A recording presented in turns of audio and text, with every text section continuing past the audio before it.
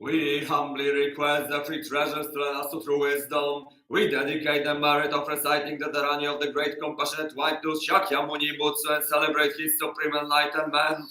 May we fulfill the obligations to the four benefactors, benefit all living beings throughout the three realms, and help all beings attain perfect wisdom. Oh, Buddhas throughout space and time. Oh, Bodhisattvas, Mahasattvas, the great Prajna Paramyata. Namo Karatanno Koraya Namo Horiya Oryo Kichi Shifaraya Fuji Sato Goya Moko Sato Goya Moko Yaruni Yaya Sahara Hai Shukano Tomshana Moshikiri Toimo Horiya Oryo Kichi Shifaraya Tomo Namo Nora Jakara Moko Hodo Shamya Sabo Soto Josho Beno Shoen Sabo Sato Nomo Bogya Mohate Choto Jitoen Oboryo Kiryo Yachikara Chikikire Moko Fuji Sato Sabo Sabo Mora Mora Mokya Mokya Retoi Kuryo Kuryo Kemo Toryo Toryo Ojaya Chemoko Ojaya Chekora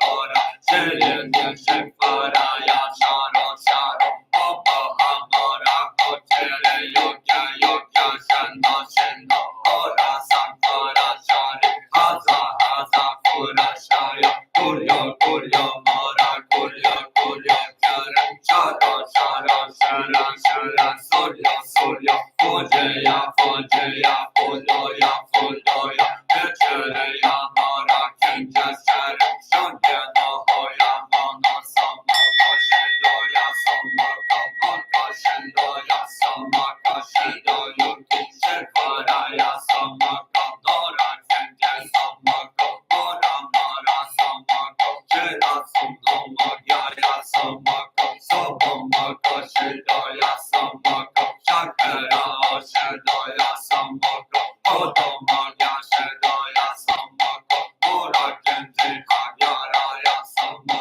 Ohore Shingyaraya Sama Namo Karatano Koraya Namo Oreya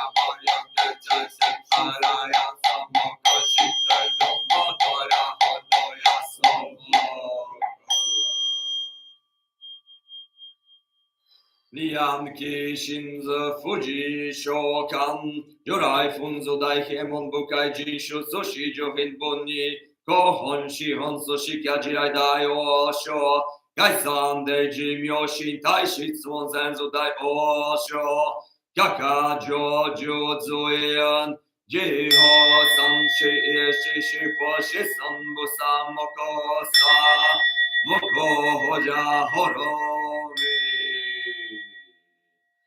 Namu Karatando Horaya Namu Riya Boryo Keche Shifaraya Fuja Sato Boya Moko Sato Boya Moko Kyaruni Yaya and Sahara Hai Shutano Kamshana Mushiki To Imoriya Boryo Keche Shifaraya Togo Namo Nora Kyaja Karamoko Chabia Sabo Koto Jojo Beno Shoin Sabo Sato Nomo Bogya Mohate Toji To Beno Boryo Kiryo Gyache Kyara Cheya Kyara Maka Boja Sato Sabo Sabo Mora Mora Moki Mokiri Tori Kuryo Kuryo Kemo Toryo Toryo Ojaya Chemaka Ojaya Chitora Tora Charana Shemparaya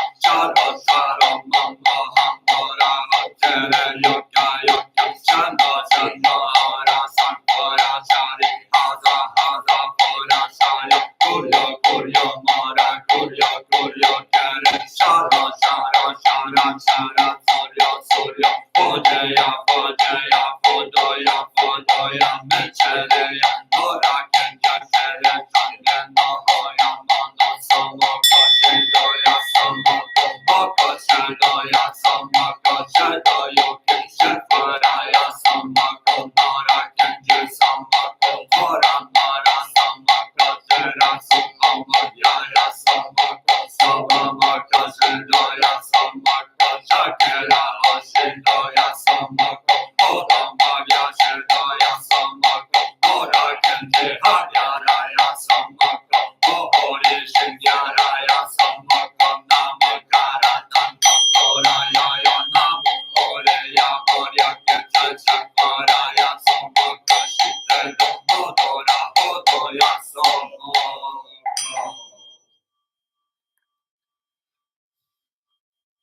We humbly request the illumination and protection of all beings wise and holy. We have gathered together reverently before the spiritual beings of earth and sky and recited the Dharani of the Great Compassionate One. We humbly offer the merit as gain in praise of all beings, great and small, who bring peace and protection to this place of practice.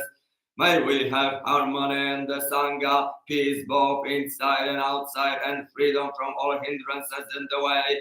And may all beings throughout the Dharma realm equally attain complete and perfect wisdom. All Buddhas throughout space and time, all Bodhisattvas, Mahasattvas, the great Prajna Paramyata,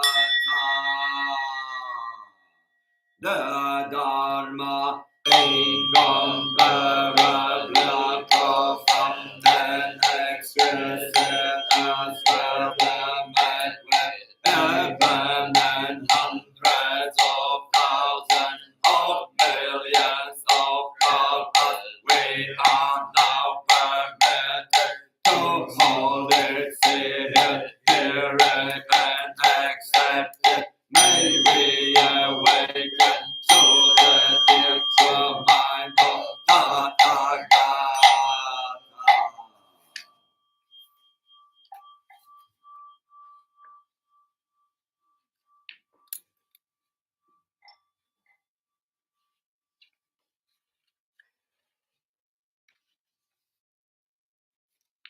A continuation of the translation to the Vimalakirti Sutra by Shodo Harada Roshi.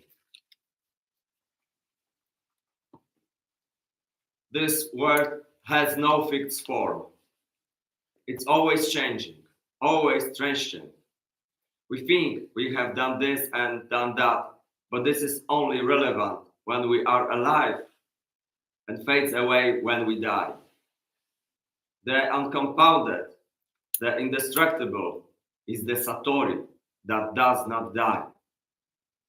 Compounded things are transient. They all will die. Don't understand this only mentally. The rain and the sunshine, they help life and not because they feel like it. The sun and the rain do not feel like that. See the uncompounded within the compounded. We have a personal character which dies when we die, but life energy does not. Humans live best with a wide point of view, polishing themselves and seeing what is needed by all people, developing the character of the excellent person, not just doing whatever someone feels like. A person may die, but what they have done stays on as a refuge for all other people. The deep vow has no form. Our life has a measured time, but while we die, the true nature does not. In the excellent character, we find the uncompounded and its effect do not die. This is the wisdom we are offered.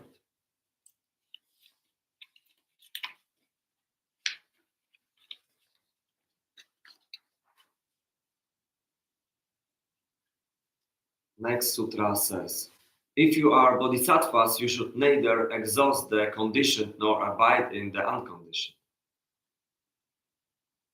Each and every of us is a form that will die and change, and each person has ego.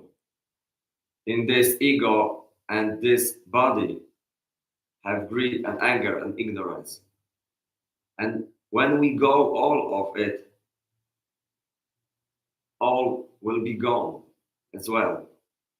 Holding on onto any of it has no purpose. That's why. Bodhisattvas who care for this world do not take any aspects personally. In general, people in society work for their own satisfaction, whereas bodhisattvas make use of everything for the awakening of all beings. At every step, we must throw everything away, seeing that the compounded is not different from the uncompounded. By deeply caring for all beings, we will not be toppled over by our ideals and can transform even our complaining into wisdom. And how do we liberate this world of the compounded when we are full of difficulties and differences, knowing that the world is full of delusion and phenomena? If we try to do this mentally, it would work. But when we rise the vow to achieve liberation by caring deeply for every being's deep mind,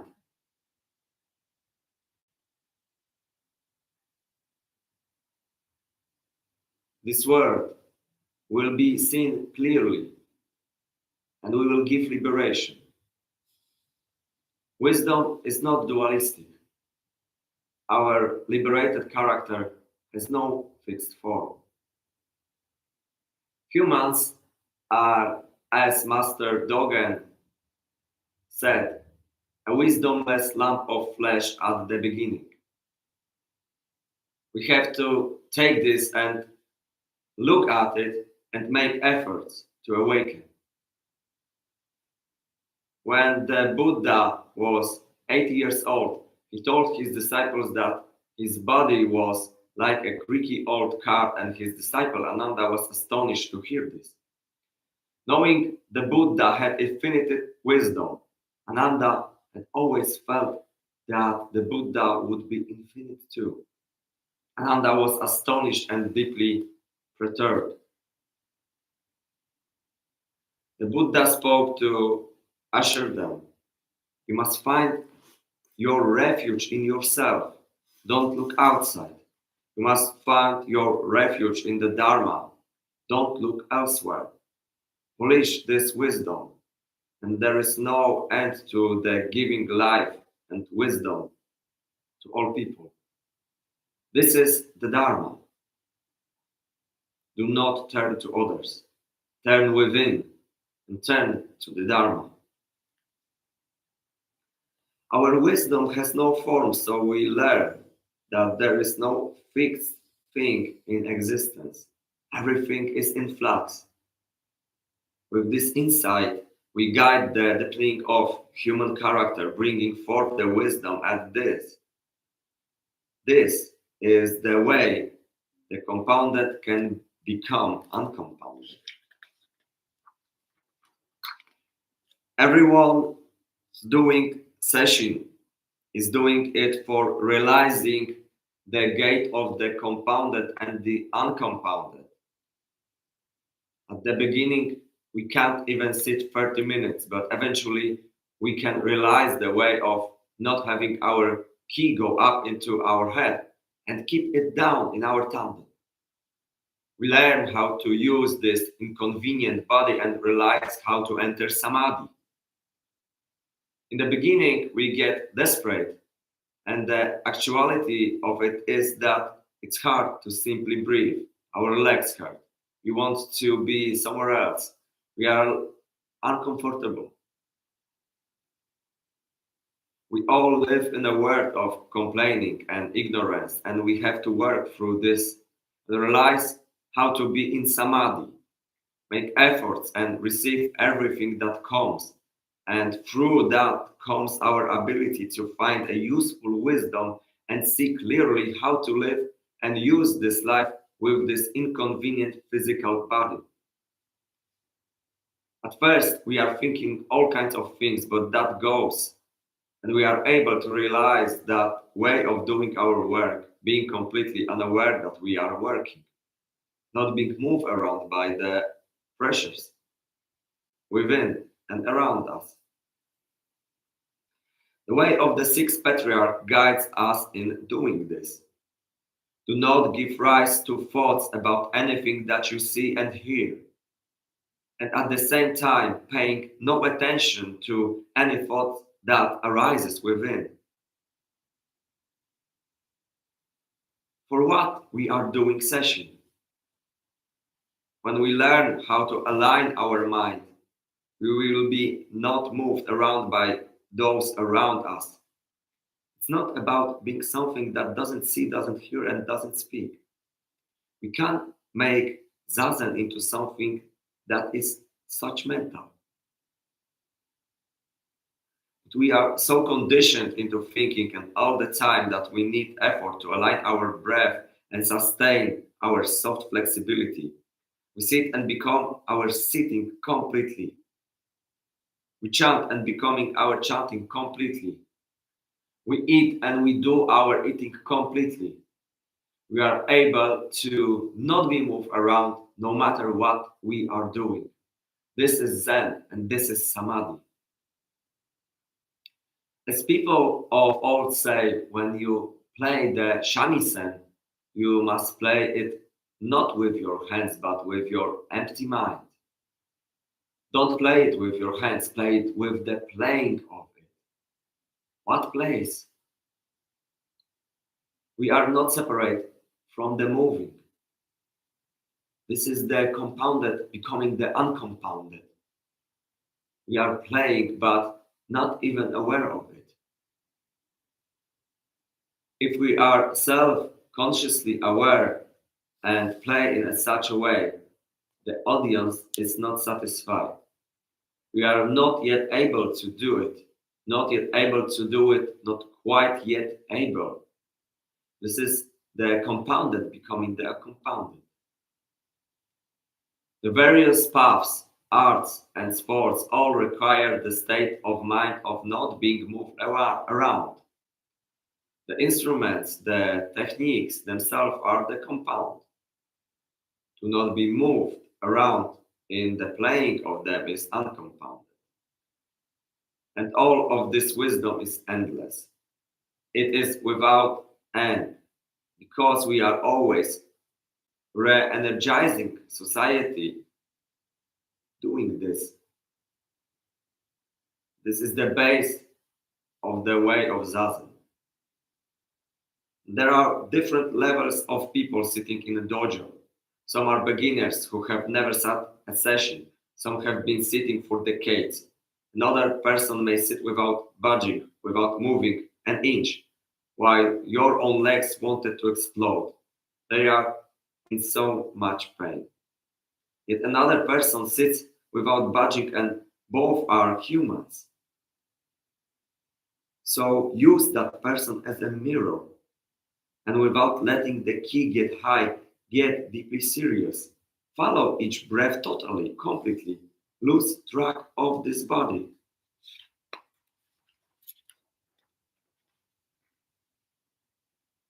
Buddha is teaching further in the teaching on the compounded and uncompounded, the endless teachings of the Mahayana.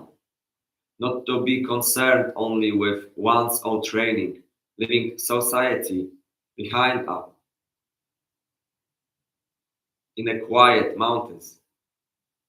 Instead, entering society, training, and practicing along with everyone else. Training in society with charity, with compassion, doing it together, and with practicing together all the time. Charity is offering to others.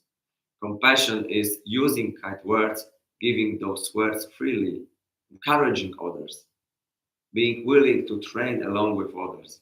This is how to perfect our practice and polish each other, to offer to all people to keep that exchange of godness going. There are many ways we can give, sometimes money or things we have on hand.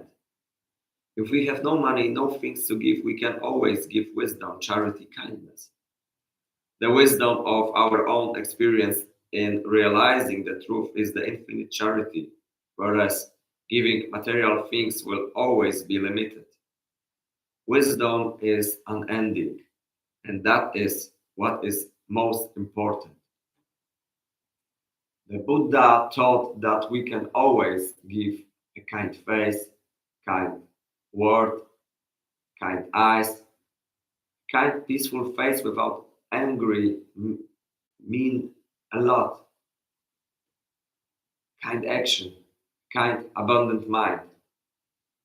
A seat to someone instead of sitting. A place to rest. There are the ways the Buddha taught to be charitable and to do it in a way. Also, we train that way in society. This is the society we need to share and support. The offering of kind words is very important, especially for bringing someone to awakening. In Zen, there is the special way of training about teaching words to be used with subtlety and wisdom. If the words are clearly, they can help another awaken. In human communication, words are central for humankind, alive right now. Compassionate words are so important. So to practice right along with everyone, clappers, bells, rules, to see it supporting and supported by everyone. Sitting across from each other, we also polish each other. Our intimacy then grows. To always live like this is the way of the Bodhisattva.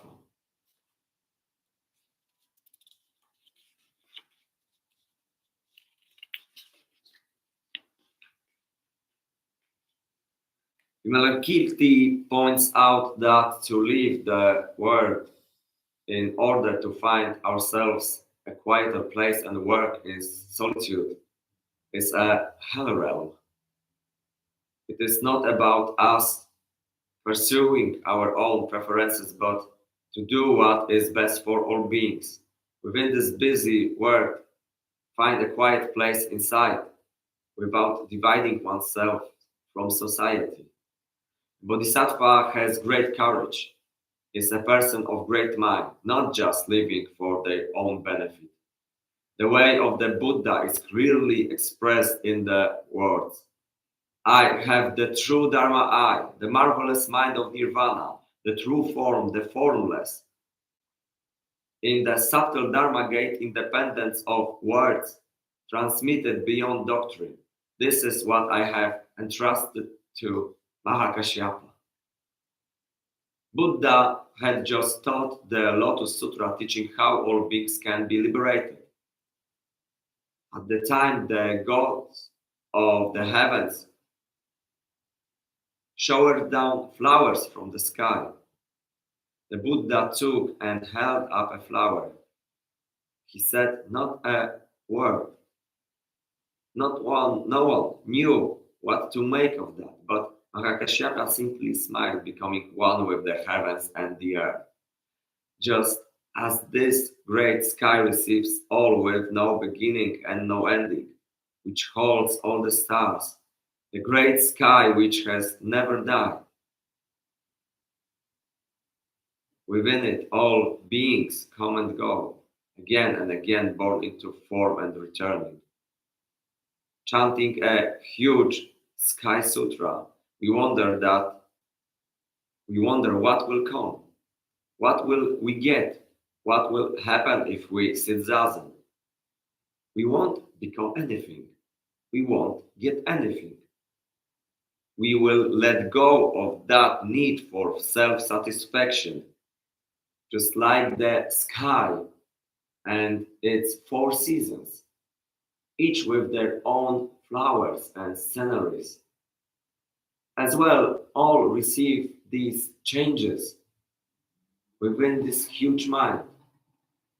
But we narrowed our scope and looked for the meaning. But we are this huge sky which gives life to all humankind.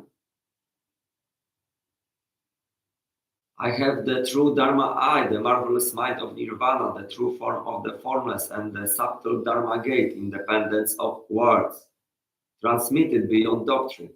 This I have entrusted to Mahakashyapa. This is the truth for which we have to live, or we stay caught on phenomena, moved around and crushed by phenomena and appearances. We have to have a sharp, huge mind, or we cannot let go of attachment to phenomena. We really have to be live in the present. Do this thoroughly. Life is very short. Shakyamuni Buddha asked his disciples, what do you think life is?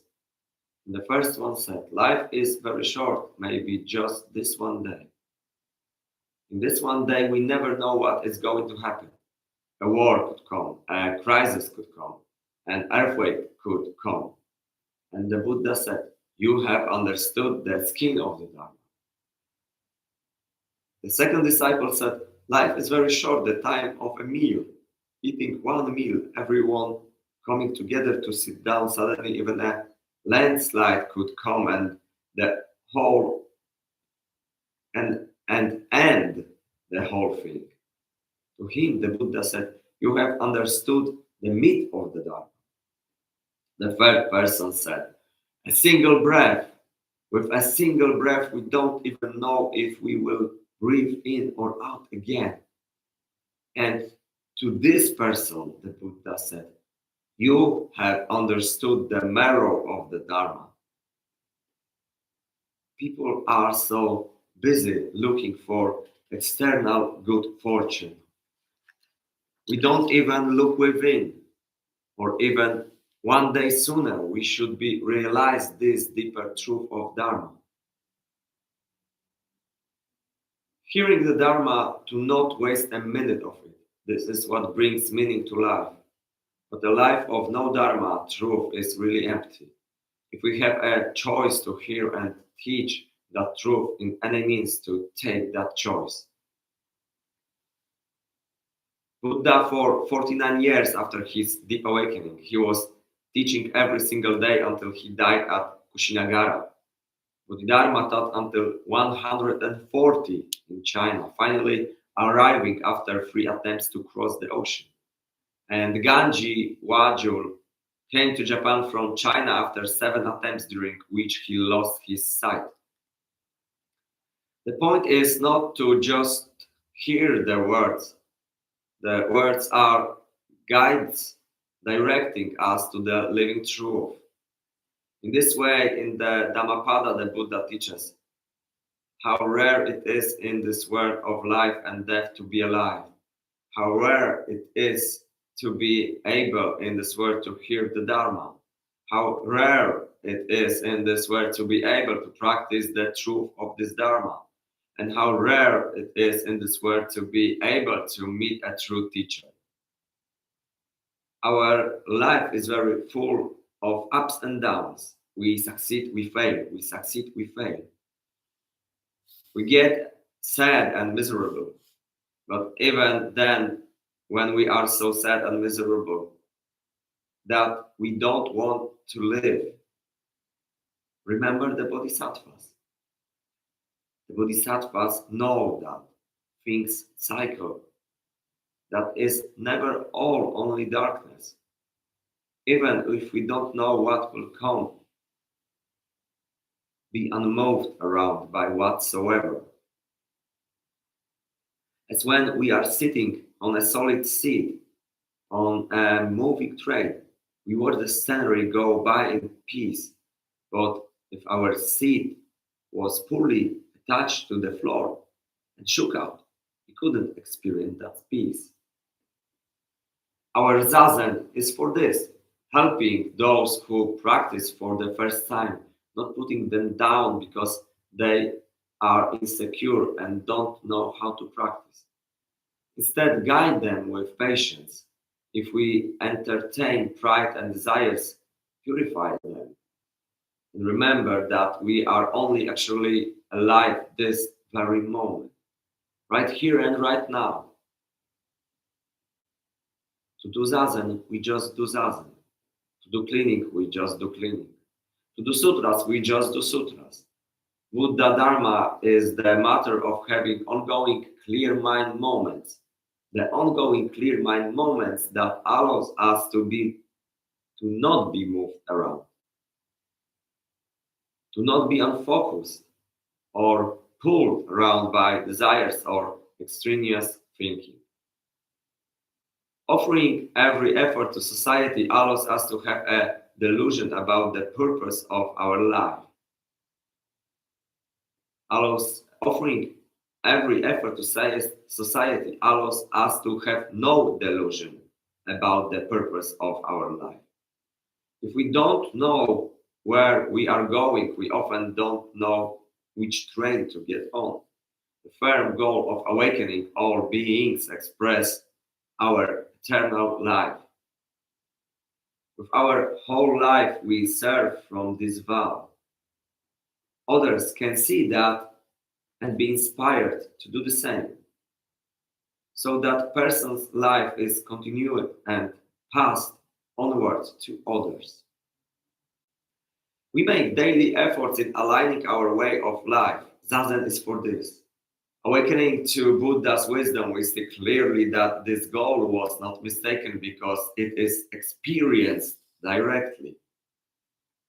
Having no mistake, living without wasting our daily life, living this way, the way of Bodhisattva, we are not putting our own awakening first. Rather, the awakening of all the beings in the society is our goal. If we put our own good fortune first, it is like throwing our life into hell. Samadhi settles our own mind and others also. Others also need to realize this deep state of mind of not being moved around by anything whatsoever. During session, we work together on that.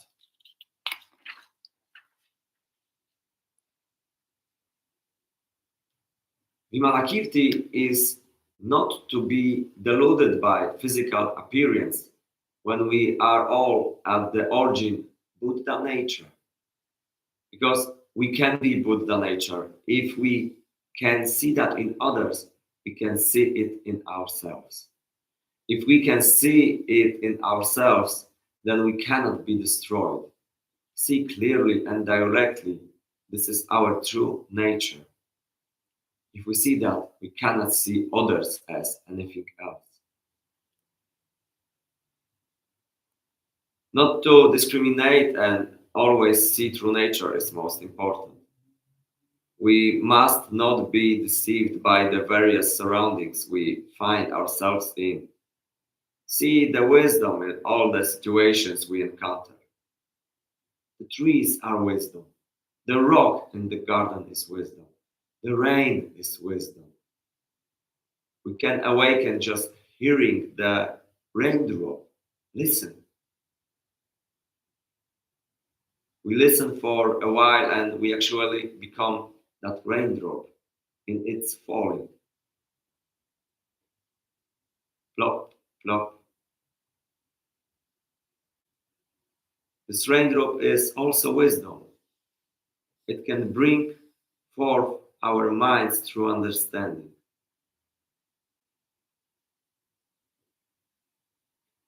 The way of life of a bodhisattva is the way of the six paramitas, of charity, of precepts, of giving everything, of strong efforts, of deep samadhi, and of wisdom.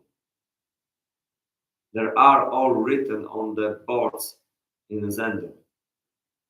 This Zen life is a way of living in samadhi, of living a positive, balanced life. This is why precepts are the second in that list of six after charity. Because precepts allow us to align our life to live in harmony with all beings. And we welcome all the people who come with many different kinds of pain, suffering, and misery. We see them as our teachers instead of holding ourselves superior to them, having something special. We should be teaching them.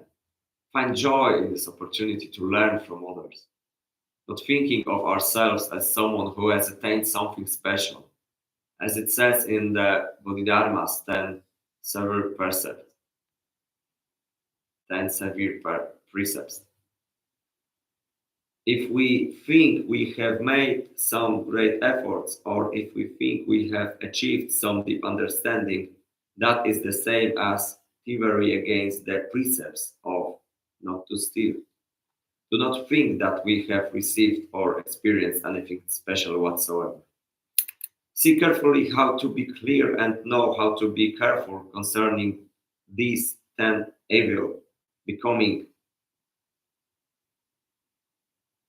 Express that in our behavior. Not doing things with our bodies such as killing, stealing, causing pain, speaking hypocritically, putting people down, saying things that sound true but we know are not, or being greedy or angry or ignorant. We can purify our body and mouth and our state of mind, and this is very important. In this way, we can use our mind in a way that is positive for all things. Letting go of all kinds of selfishness and self-concern, we avoid a mistaken relationship with the mind, the body, and the mouth. Not being angry when we don't get what we are greedy for, and not be ignorant because we don't really know what we want, but just greedily pursuing anything. When we align all of this, then we purify our mouth, our body, our mind. Doing Zazen, we let go of the many thoughts that are coming and going. We purify our mind, body, and mouth so that we can live in clarity. We seek to bring forth this great courage, free of obstructions. We are able to then bring forth wisdom, doing Zazen, even a little. We separate from our usual self-centered behavior. After session, it is not so easy to return to the world and not fall into the same trap. We have to live in society without fear.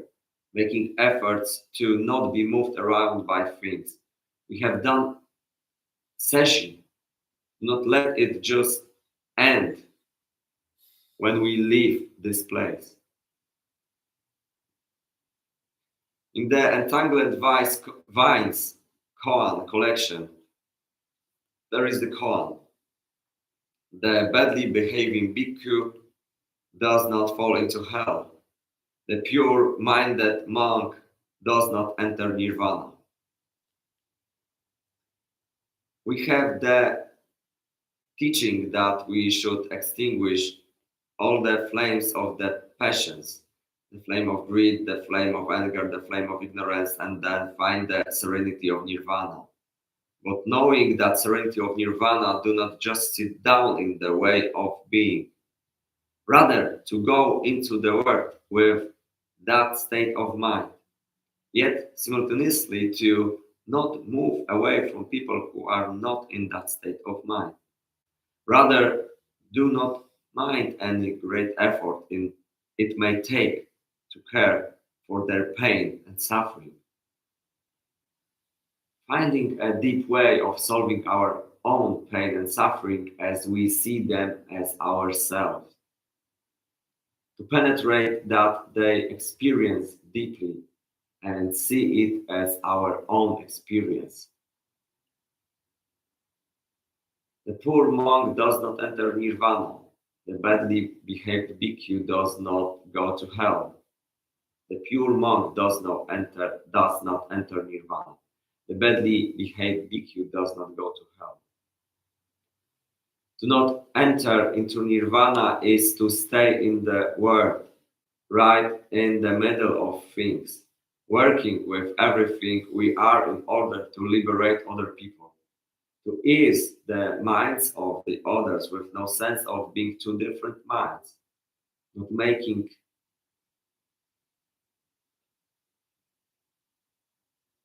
not dividing things into world of compounded and uncompounded. Next sutra says, practicing limitless charity, one will become replete in the 32 primary characteristics and 80 subsidiary marks. Eliminating all evil, one will purify one's body, speech, and mind. Here we have further teaching on the 6 paramitas, the ways of practice of the Bodhisattva as taught by the Buddha. First, we have that of charity, then of that of precepts, of receiving everything and making strong efforts of entering samadhi, and of wisdom. The teaching of the Buddha. The fourth is making efforts in every breath to give it everything. But whether we do that or not, breath itself continues naturally, whether we pay attention to it or not. When we do zazen, our samadhi balances our whole system. The only walk when we walk, to only see when we see, to only hear when we hear. This focus keeps us settled and balanced. Too much thinking disturbs our samadhi. Not thinking anything at all, receive everything naturally. Everything we hear, everything we see, everything we experience. Just simply and naturally. In this way, we do not have any extraneous mind moments coming in and out. When seeing, then just see, not adding on any thought. If we have mind moments, then do not get caught on them. Further, we need to train to learn and to teach the Buddha's wisdom to others. We need to do this deeply so it is useful wisdom and not only a mental knowledge. Today we have the East-West spiritual exchange started many years ago, this opportunity for people to learn by experiencing others' religious practices. Because the universal easily is realized in any religion, being able to relate how it is expressed in other religions is very important. The Buddha's wisdom is to teach the truth without hesitation. In the Blue Cliff records, there are many examples of this. There was a monk and a person of a heretical, different path came and asked the Buddha, how was it possible to give a teaching about the truth if we speak the words? It's not it. If we don't speak the words at all, that's not yet it. So how can we express this truth? Struggling with how to do this, he was asking from a real intense need to know how to go about it. The Buddha answered this person with silence. In this silence, the person prostrated and thanked him deeply for his excellent teaching. It's not about saying, I've done this or I've done that. To serve society is our responsibility, but if we do it in a self-conscious way and in a way that is prizing ourselves and feeling that we are special in doing this, it is a big mistake. There is the saying, to not let the left hand know what the right hand is doing. To do things without this kind of dualistic perception, self-consciousness awareness, thinking of ourselves as someone special. Instead, for each and every person to do whatever they can do with their own individual capabilities. To perceive our own mistaken behavior is very important. Perceiving and purifying it. We have the 10 mistaken behaviors. The 3 of the body, the 4 of the mouth, and the 4th of the mind. The 3 of the body to be violent and to hurt others and to kill physical things. The 4 of the mouth to lie, to have falsehoods, to talk behind people's back, and to be hypocritical.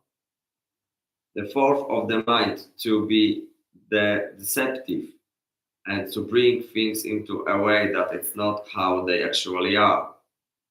To hold on to our pride, our greed, our anger, and our ignorance. These are the mistakes we do in our mind, and altogether this becomes 10 mistaken behaviors. These are all resolved by purifying the way in which we live, by looking at it carefully and seeing what we are actually doing. And while we do need our body, mind, and mouth to be able to liberate others, using it with responsibility and then to be spontaneous and natural in our way of being with other people.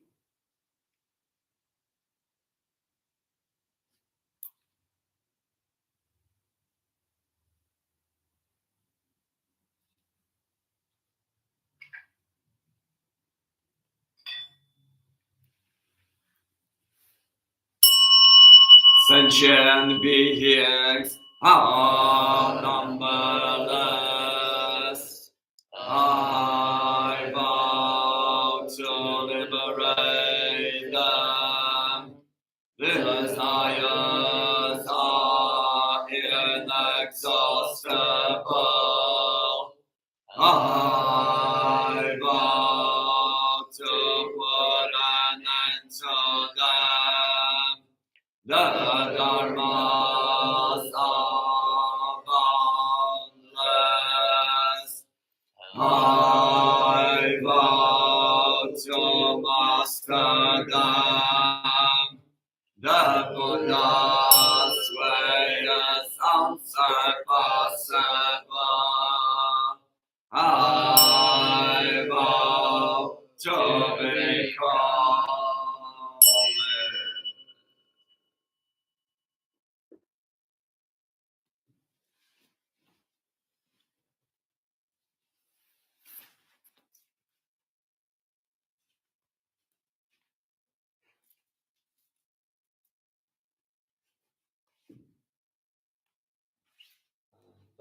Usually we do 3 bows after meditation because I don't remember. I'm sure I don't remember either. Okay, so we do that. If we don't remember, don't create. Then Zazen introduction. Zazen introduction after 5 minutes.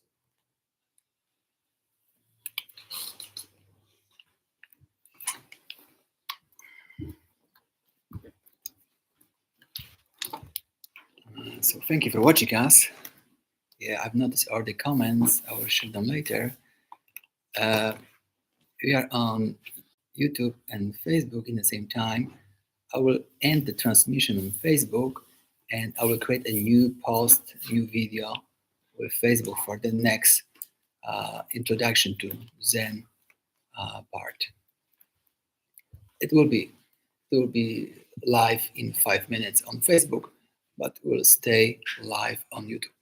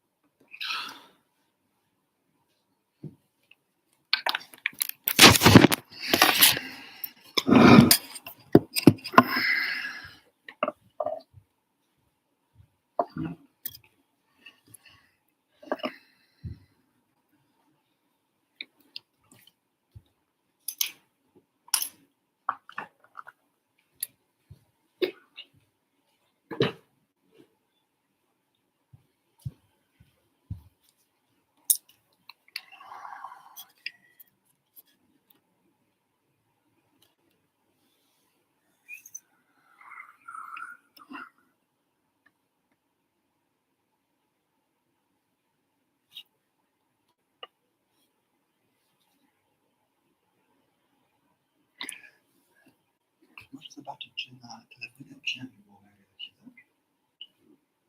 Tam na moim telefonie.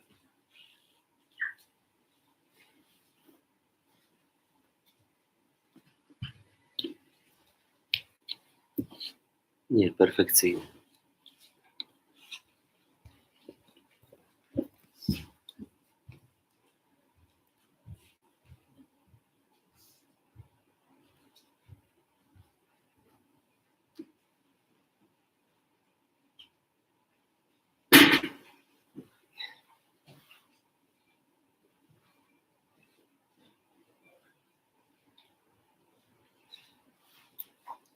Sergey, is it okay to take notes during this type of lectures? To give Take questions? notes. Yes, of course. You can take notes always, but not during Zazen. Yeah, sure. Even during a show, you can also take notes.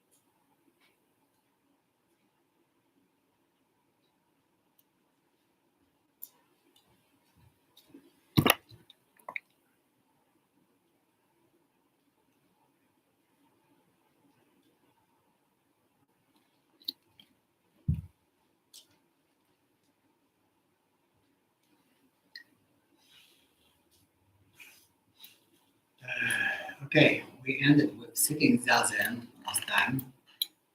This is the introduction to Zen, and I've been explaining how to sit in Zazen position and how to make it comfortable and a good holding position for a process. So as I said last time, just taking this position itself is Zazen. And it has everything it needs to start the process. And if we stay in it, our thoughts will be slowly degrading, and our mind will be cleaning itself. Of course, it can take a longer time to do it because our mind loves to have some task, loves to have something to do. So when it doesn't have anything to do, it finds ways to do. Very often in Buddhism, this mind is referred as monkey mind. So a monkey wants to play, a monkey wants to do something. So the trick is to give something to this monkey to do. And in most Zen places that I visited, practically all, the instruction for beginners was breath counting, and I'll introduce you to this instruction. I'm sure probably you know it, but I will just repeat it. So we are counting exhalations up to 10. The important thing is that we count the whole exhalation. 1,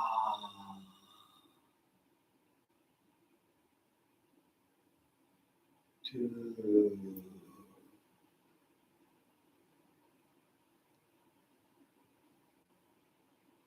3,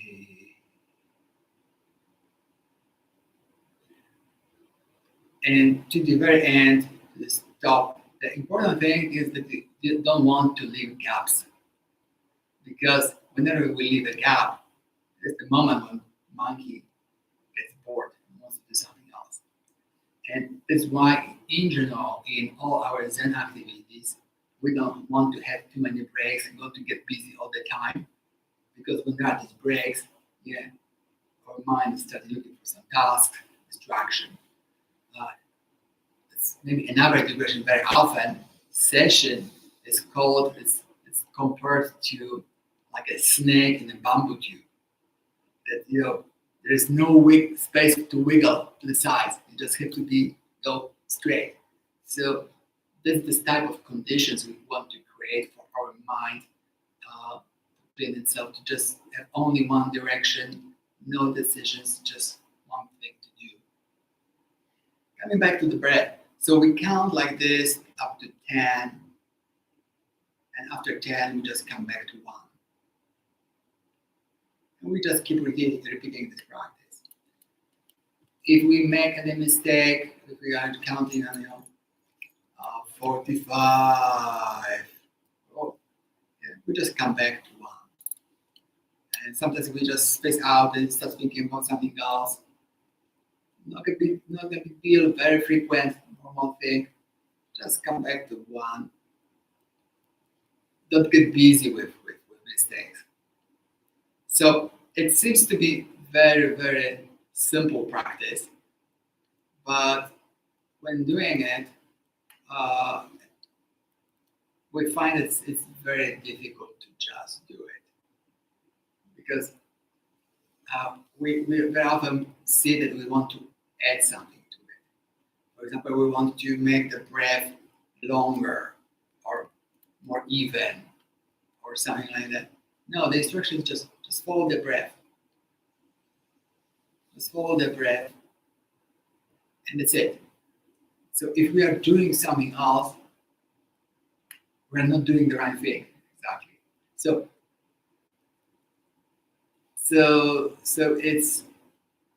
it's kind of like an opportunity to do these checks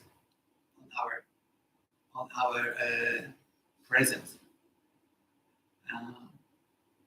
And also, as in any activity, whatever we do, we express 100% of our nature in this activity. So each of us will do this practice in his own way. So repeating once again, we're counting breaths. 1,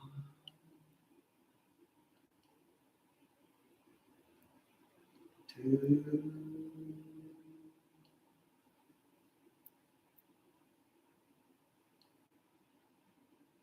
3,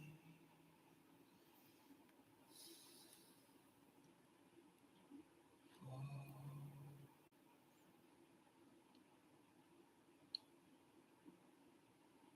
5.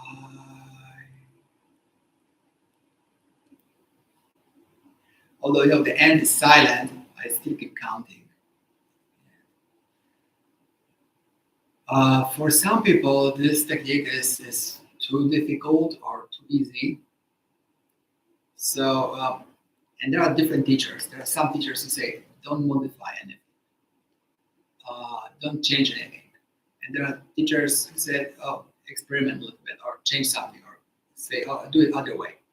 So in one monastery, I found the approach that count on inhale and exhale. 1, 2, 3. I can't say anything when I'm inhaling, but 4.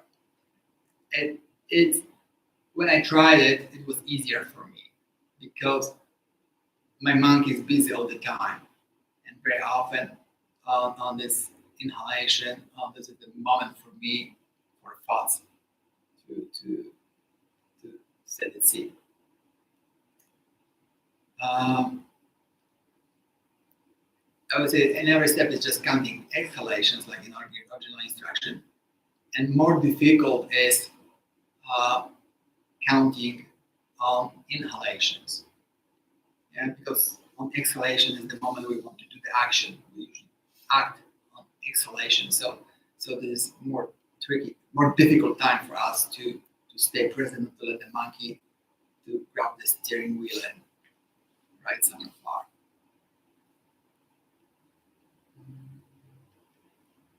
Very often practitioners I talk to use this technique, and when they're ready, they stop counting. They just observe the breath. And just being present with the breath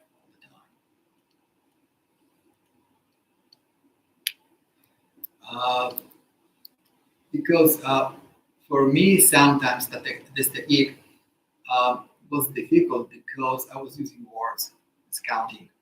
And also I felt like, oh, I'm kind of doing something. This counting was like doing something, like pushing myself to do something. And that created some kind of movement in my mind. So I think it's at the moment, and sometimes it's recommended to just stop counting, just watch the breath. But the original instruction is just count the breath until 10. And as I said yesterday, it's usually a very individual thing between a student and teacher. So when you work with a teacher, the teacher will give you the right instruction for you at the moment based on this teacher's experience. That's why I'm sharing is just my experience with different teachers I work with in my own practice. When you practice at home, probably you have to find your own way of doing that and check what's the most beneficial for you. Personally, what I do, I would tell you also something about Chosen, who also practices that sometimes and used to practice this. And she found that very quickly, after getting some experience in this practice, we go into autopilot mode. Mm-hmm. So we keep counting breaths, but we are thinking about something else. So we are completely able to keep the track of the breath, but this counting became so automatic that it doesn't get, our monkey finds some possibilities to do other things in the same time. So she has a way, for example, to count every 3. So it's like 3, 6, 9, 12, 15. Or interesting is also counting backward, or doing some more complicated operations. Of course, it adds some workload to us and some tensions, but it's also an interesting technique. What I do personally, I count up to 1,000, and very often less than 1,000. And it's because the project I started during the pandemic, so like breath counting. So I have a web page where there's a counter of breaths, and I invited people to join me, and whoever counted some breaths submitted the number, and I sum up all these numbers and with this counter, and it shows how many breaths were taken. It was the intention of making the world more peaceful place. We have more than 1 million breaths now counted, so I'm very excited about it. But also, I made a commitment to do at least 100 breaths every day. And since then, there was maybe 2 days that I skipped. So I've been counting. I've been meditating every day for more than 2 years, and without this practice, I wouldn't do it. So those are actually tricks to trick my monkey to do the job, but it works. Yeah, the problem with this technique for me is that I've been doing it so much that it's completely automatic for me counting this breaths.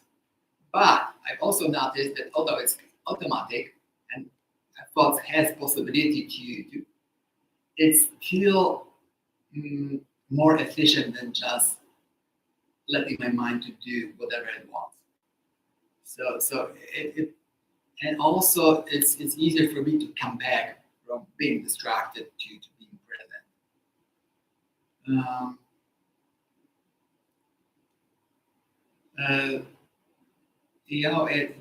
There are also other techniques at Grapevine. Yeah, we experiment a lot, and for example, being present with the sound. Yeah, we have now found.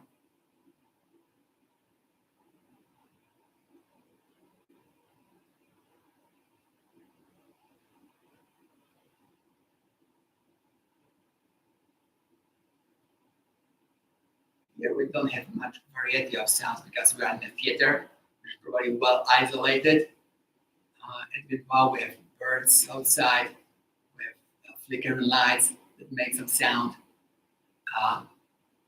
And there are people, there's a lot of musicians there. So they are really into that practice. It's good to choose an object of concentration, something that's very physical. So breath is perfect for that. Sound is also something. But yeah, we have to be careful with these objects of concentration, not to give them meaning.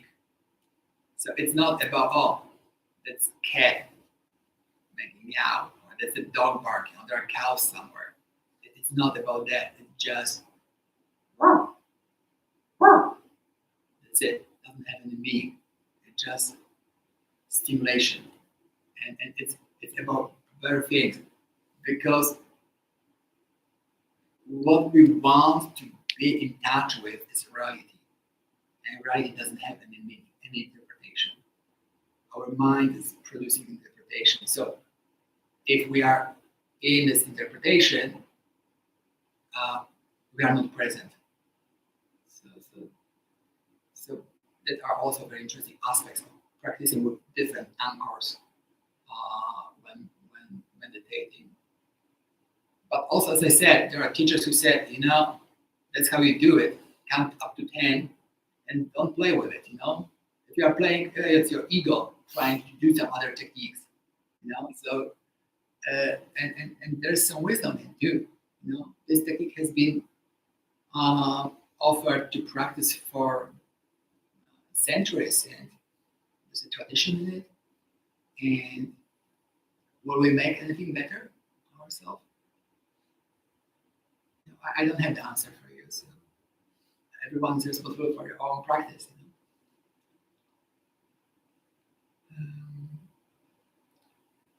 Okay. There are also more advanced practices like practice shikantaza or practice with koans. But yeah, I think that need to be explained in direct conversation with the teacher. And also, I'm not so advanced to introduce anyone to these practices. So that's it in terms of sitting meditation and instruction. I would like to move a little bit towards the practice space. Zendo and forms in Zendo, how we move around. Because it also creates a container for the process.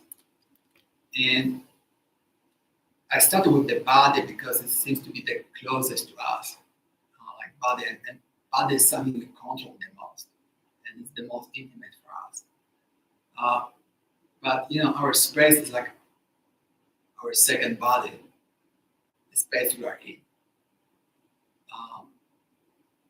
and mm, and it's really important to be aware of it. And it's a very visible, especially in monasteries, in some monasteries where they pay attention to details, how they work with the space. Uh, I would say that there are spaces where I just enter and I don't have to do anything. And I feel that this space is doing the process with me. And I will show you as an example. This Makuga. Yeah, now it's just a set. I'm not sure if it's visible on the screen. Now it's just a set of random objects, and they are just lying. But if we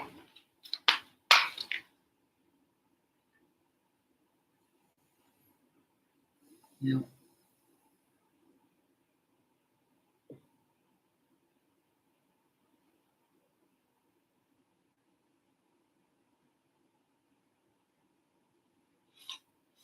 yeah, and just ad hoc composition, but something has changed. Maybe two little objects, but there's your more harmony. You are the artist, so probably you know way more about things like this. But for me, the difference is that someone who organized these items this way, you can say that this person was more present than the person who just put all things randomly and didn't care about details. And the interesting thing is that it's not only for that person who was doing that the practice was beneficial, but also everyone who interacts with this space will be in some way inspired, affected by this, and it will induce some kind of harmony in this person.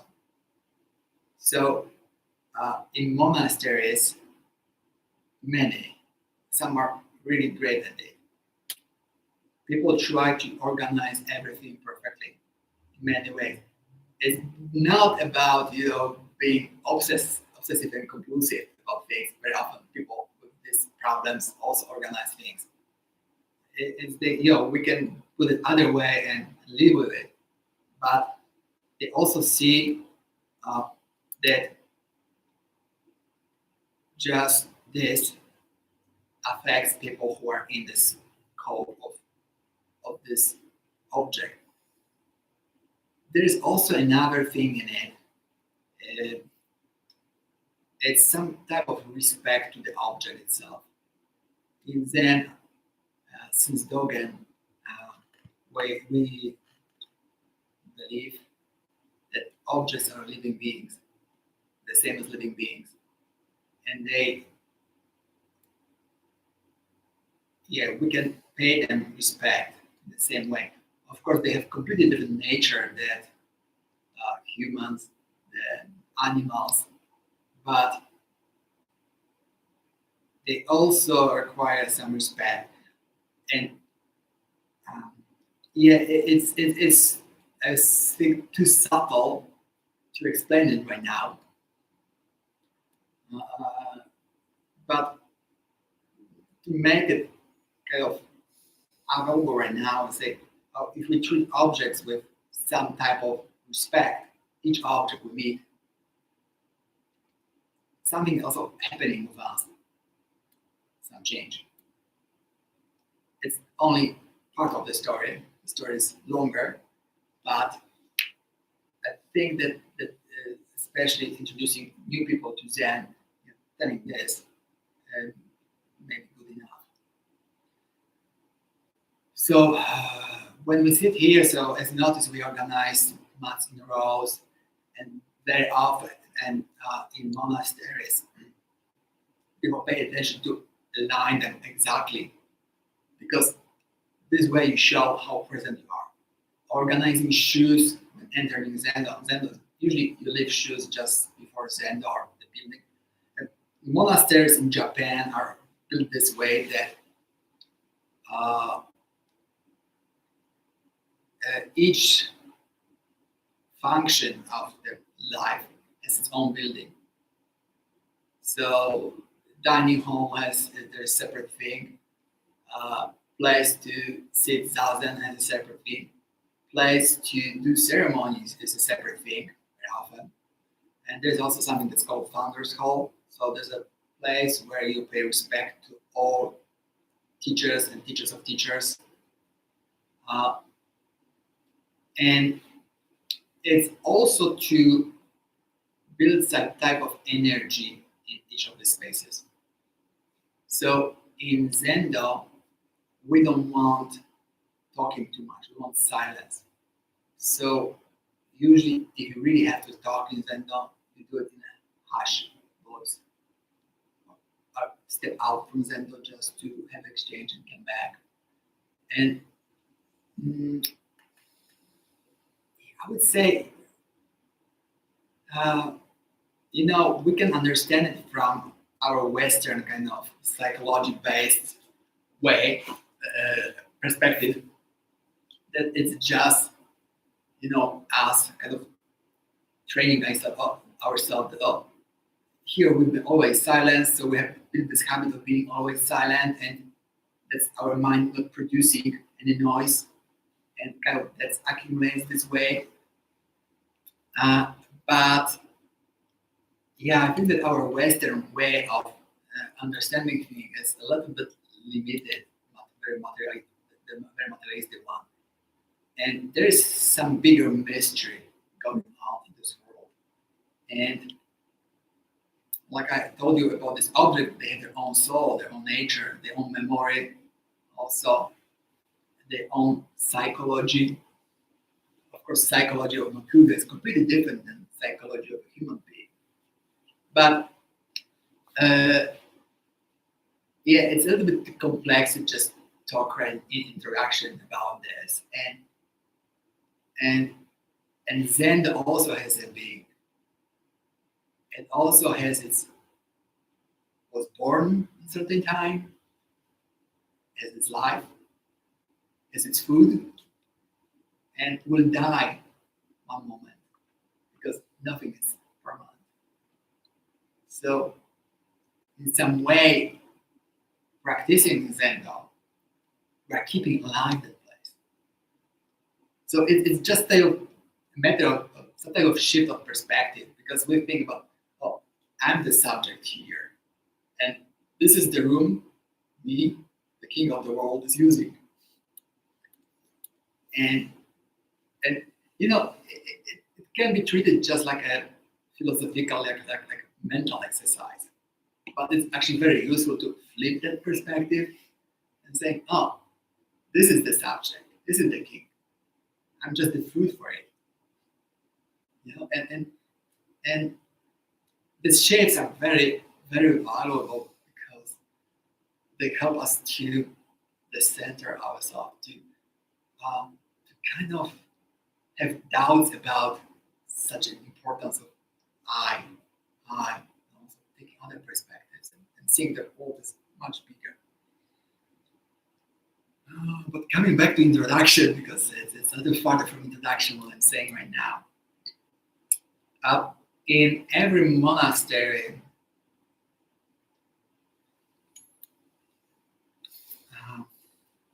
let's say the central place is the altar. But maybe even I would take a step back. The monastery is, in fact, is the teacher. This is the monastery. And that's my observation that, all other things like buildings, community, rules, forms, it's just some type of extension of the teacher. And it's very visible for me and in many that the personality of the teacher completely shaped the community there. And it's very fascinating. For example, in Selma Mountain Zen Center, where Kwong Roshi founded this monastery, yeah, it's a very beautiful place. They've been there like 45 years. They built it from scratch, and they have this eye, this attention to details. So when I lived there, it was very visible for me that if every object has its place, and I noticed, oh, there's a new person coming. And suddenly I found, oh, there are a couple of objects that are off. And I said, oh yeah, this person just left the trace going through the space. And I was able to see it. So when the monastery is as an instrument tuned so well, for somebody like Roshi, who's been there like 45 years, knows every rock. It must be like, like tingling on his fingers, you know? Just walks through the monastery and he doesn't have to meet anyone. He knows what's going on there. He just knows what's going on there. More interesting things. When I noticed, okay, because there was a small community, I noticed that a new person came, and I noticed that the other person started leaving behind weird things. So although it wasn't made directly by that person, but well, oh, this person affected this person, and I showed traces like that. So that's why working with the space in Zen is so important. I think that we think about Zen aesthetics as oh, it's only to enjoy the beauty. For me, it's also a very practical aspect in this, because there is this respect to all these beings. Because this monastery was a very sensitive being. It had its own awareness in some way, its own sensitivity, and interacting with it, talking to this monastery, yeah, this monastery can tell you a lot of stories. So,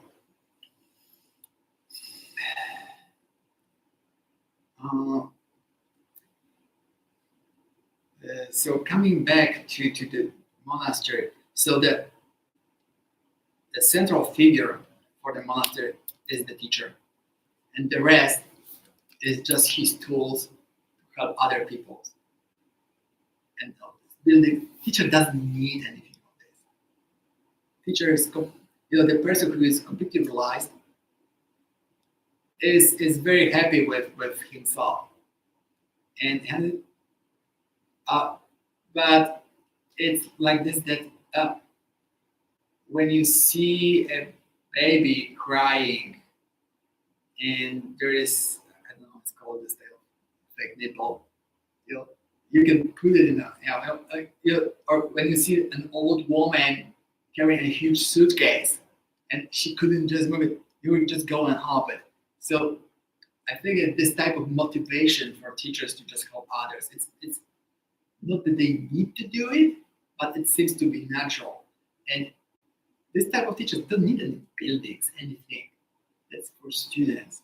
That's the instrument for them to just help them. And they also took bodhisattva vows, and just being ordained also is vowing to provide the service, especially in Mahayana tradition.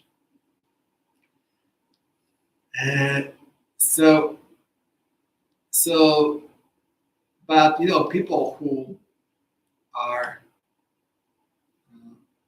confused, we need a place. We need to go to school. We need different things. In different epochs, probably there were different things. So they built this building, and the central thing in this building, the monastery, is the altar.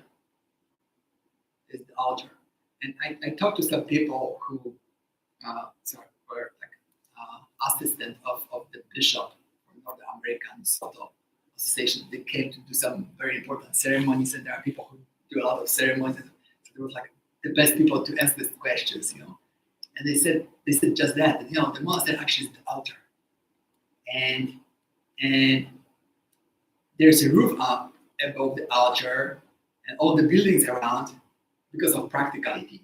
But altar is the most important place, and I think that's my interpretation. That, for example, if we didn't have the altar here in this room, so when we walk into, we wouldn't know where to orient ourselves. So altar is a very practical thing, just our attention to focus in one point. And also, as I said before, in sitting meditation, it's so important not to gaze around because our monkey mind will kind of grasp different things. So it's very useful to have this one point. Also, altar represents many things. In Soto Zen, usually on the altar there's Manjushri, and Manjushri represents Prajna Paramita, this wisdom, deep wisdom you gain when you don't have any thoughts obstructing your view. Then you just know how things are by seeing them, by experiencing them. This is this type of wisdom, and very often, on others there's Buddha too, who represents enlightenment. So this moment, this process, this moment of opening eyes and seeing that wisdom. How is Manjushri portrayed? He is sitting on a lion, and usually it's a wooden brown figure, and it's kind of in Soto branch. It's usually the same. So yeah, he's kind of sitting on a lion, and I don't remember what he does with hands. And it has a lot of symbolics in it, which I don't understand. Yeah, I'm sure there's way more in it. Altar is also a living being. So there is a fire on it. There's water. You put the water in the morning, and you clean the water in the evening, and let it so you have to water the altar. Usually there are some fresh flowers on the altar. So and it needs some kind of maintenance.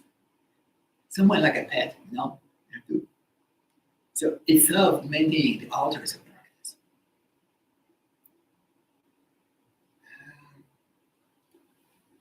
In many monasteries of the mosque, very often there are some rules directed towards the altar.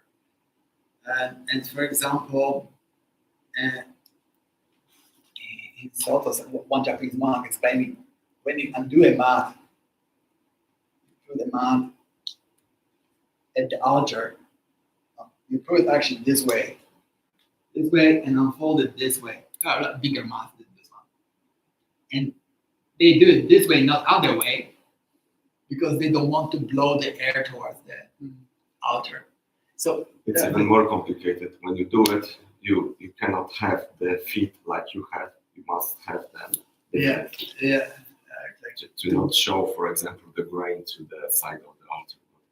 These are really complicated rules that are really just for trained monks who are supposed to be fully professionals in making the profession of organizing the practice for others.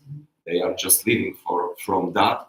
So they must, for their monkey mind, they must have a lot of different things to do, to not just tell people, just sit and with your straight spine and be present. It would be like too little for them to do.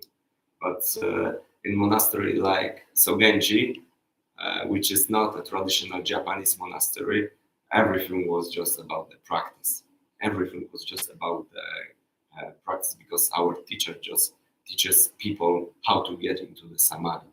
So really, there was ceremonies, But the ceremonies, I think, maybe Dokyo will agree with me or not, he will tell better. But the Hondo main building with main altar was mostly for people coming from outside. Mhm. But for me, the most important place is the place where you spend the most time. And the place when you spend the most time in Sogenji is Zendo. And in Zendo, in fact, there is an altar, but the altar is side back to the Zendo. There is Manjushri, but he is not having form. So he only symbolizes the Samadhi and connected with that Prajna Paramita. But it is not Manjushri who is supposed to be worshipped, but it is you who must find the state of mind on Samadhi in yourself. So Zazen really is of most importance. So see that in each monastery, it's very specific and very different. And actually, teacher is the one who kind of sets, accents of different things. And it's kind of obvious because everyone has to teach and explain things in his or her own way. Otherwise, it wouldn't be authentic. And being authentic is probably the most important thing. As Dobek said, I think that was great metaphor that the monastery is the teacher, and he really gives the flavor of the way you practice. That's why it's also so important that you meet the right teacher. And when you meet the right teacher, you are sure it's right teacher. I wanted to ask if in Zen, like in other branches of Buddhism, is it common that there are monasteries where they don't practice at all, Zazen, for example? Yeah, there are almost at all. Why is that?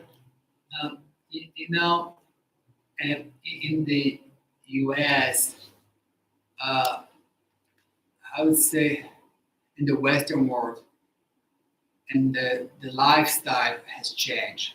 In the past, to get to the monastery was a trip.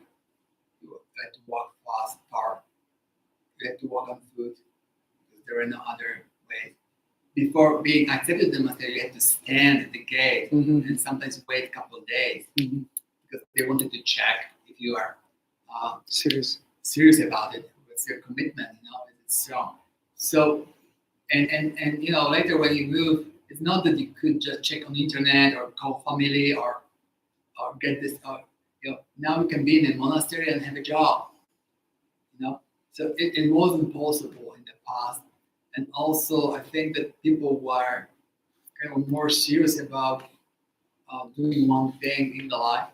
So if someone was a blacksmith, he was all the life. And now we kind of want to go. It's a different. We want to go here. We want to go there and that.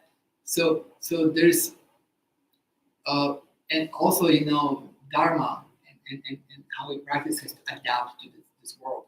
So now people are kind of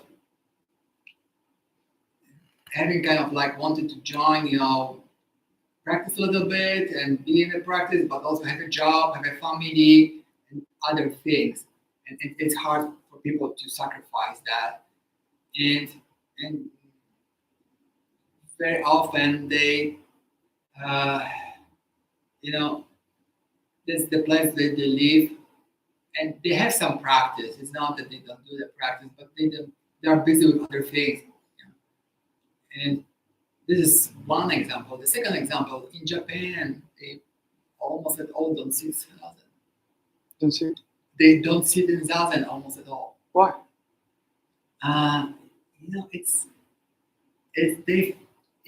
a complicated answer because in Japan, Zen is an institution like church in Poland or Ukraine. Mm-hmm. So, and for many people, being a priest is a job. Mm. And there's also a tradition in Japan that the monastery is inherited. So the father was a priest, grandfather was a priest, and so I'm training as a priest because it's one of the best jobs, but they're paid in Japan because they do funerals and funerals. You know. So people are coming, just lay people coming there as for the ritual, as for just a religion, like community, personal Yes. story, whatever beliefs. I'm asking because I lived in Thailand for 2 years, and to me it was a disaster to see. I was already getting back to my interest in Buddhism, and even though it's considered a Buddhist country, it was a disaster to see and a shame to see how it has nothing to do with Buddha's teaching mostly. It's institutionalized, and also men can choose boys when they turn 18. Do they go to serve in military or they go to monastery? So can you imagine the motivation behind it? Yeah. That's why you can see people in these brick color, orange, dark orange, brown robes, drinking beers, smoking cigarettes, even kidnapping people. There were so many scandals, like selling drugs. Like it's some kind of a mafia. And there's a Vipassana center, which is kind of different thing, separated from the whole thing. So I was, but in Japan, in Thailand, I couldn't understand it because it's not a free society. It's pretty much a dictatorship. I was curious about Japan, how that pretty much explains. It is said that Zen is in decline in Japan. When I was in Sonoma, there was like all through like 40 monks coming from Japan to the US, and they just were coming just to see and with this question how we can revitalize Zen in Japan.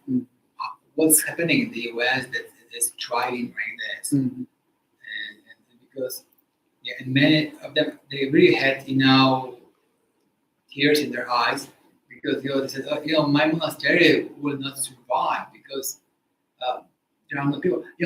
Another reason also, most monasteries are in rural areas, and people move from villages to cities, so they don't have supporters and they can make for living. They have financial problems. So, but also, there are not enough monks to be in the monastery, and there's a lot of monasteries and communities, and there are no priests there. They're looking for priests. There are thousands of temples that are free, and our teacher to train people who could maintain those culture treasures, because these temples often are culture treasures. I was doing training for people who got retired, just to help them and show them and train them how to maintain those temples, like in giving them the temple's second life, and also giving your life a second life, because now you have got free time. As I know, I heard so that usually when you are in the structuralized society of Japan, and also the Zen practice is quite organized, people know how to deal with that, to make it become your work and a way that you get profit. So that's why it was always so extraordinary that in the Sogenji there were coming people from West to practice with Shodo Haradaroshi, and they were practicing for 20 or 30 years without any real benefit or real status or any power or something to work as independent priests. They were just coming for practice, and it's unusual that with one teacher someone can stay. I think in Sogenji there are people who are there for 40 years under a teacher. But it also refers to the many ancient stories where many ancient masters trained under the right teacher 20, 30, or 40 years before they started doing their own training as teachers. So Zen is for decades, training for decades. Our teachers says the first 10 years is hard. The second 10 years is even harder. And after 30 years, it becomes quite pleasant.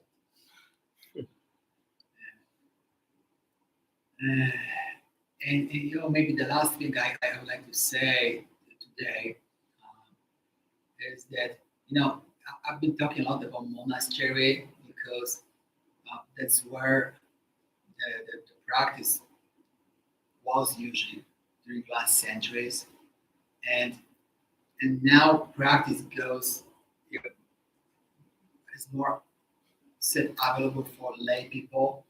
So that's, you know, so monastic requirements are not possible for lay people because people have relationships, people have jobs, families have obligations, and they have a lot of desires too, you know, that kind of are in the way. So you know, there are a lot of kind of experiments or ways of doing that. So there are like city centers that there's a practice.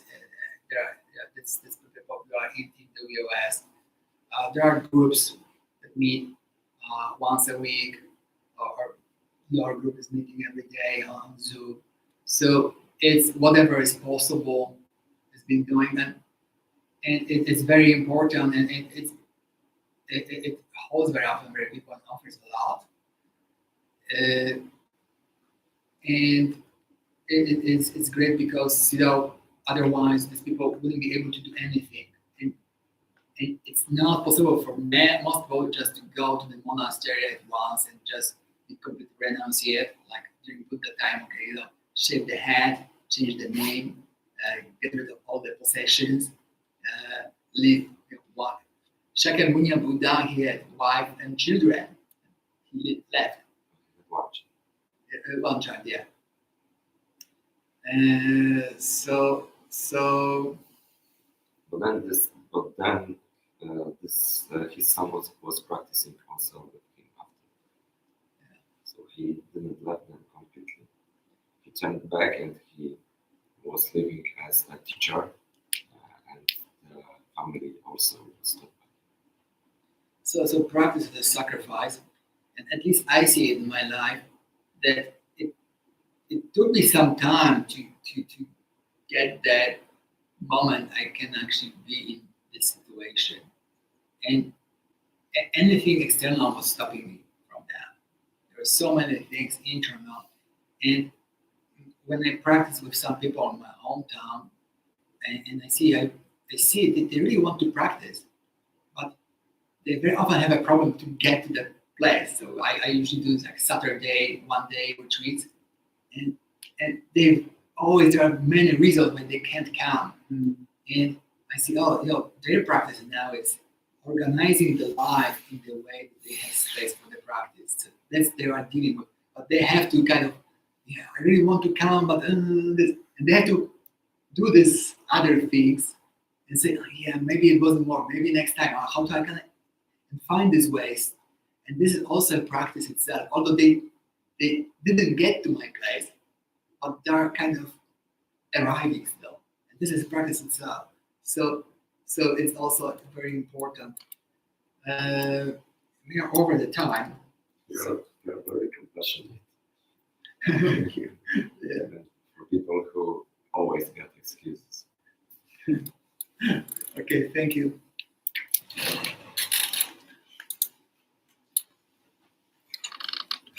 Let's make a rearrangement, and we will do tea and questions and answers. Maybe today also there will be someone who would like to ask the questions. Yeah. Okay. And we stick to yesterday's schedule, Yeah, right? we will do leave like 2 that. hours as in the. Yeah, because it matches with sitting of your group, and I think it supports both sides quite fine. Makes the connections, especially, and also at the end, this 2 hours of sitting pushes us to go. Are we gonna do like this last to the end?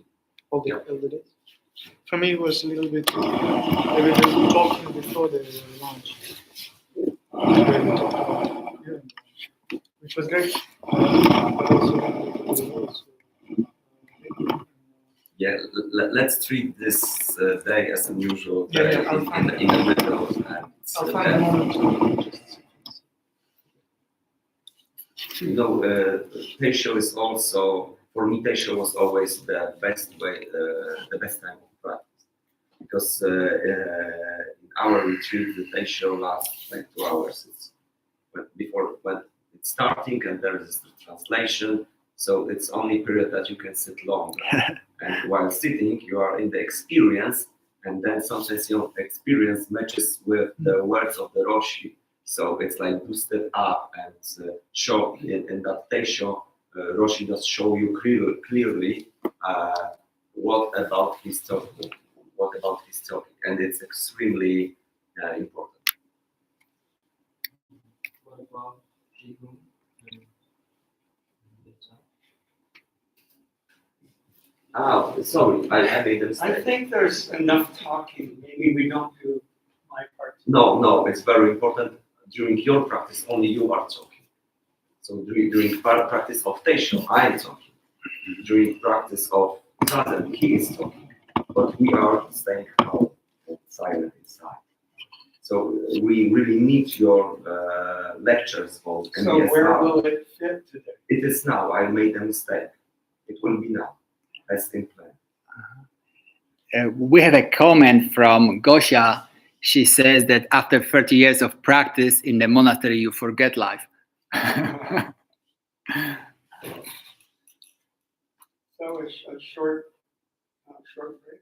Or You need who needs Just break? the restroom. Yeah, just anyone who needs, please go.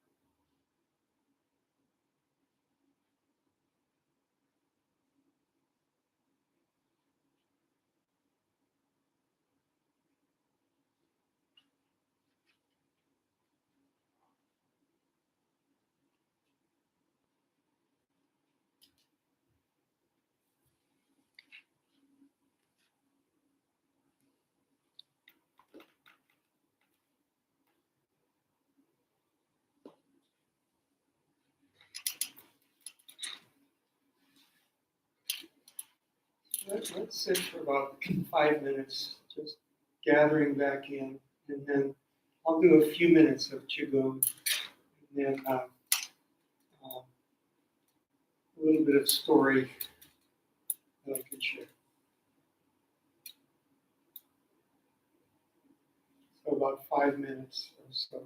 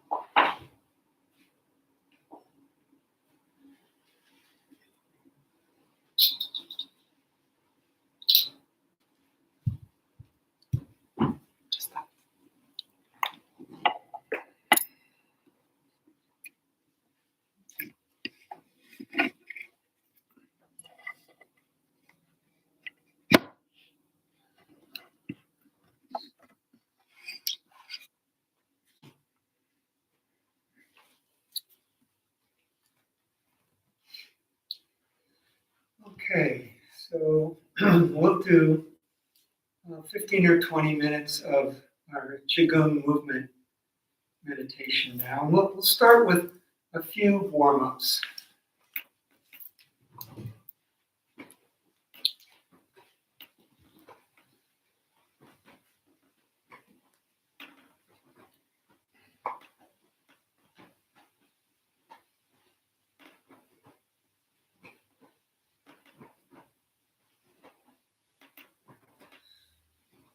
Shoulders.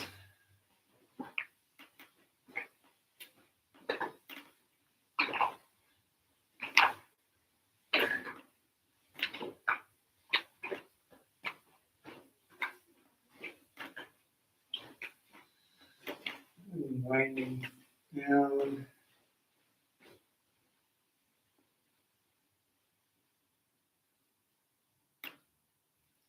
A few rotations of the shoulders, forward direction.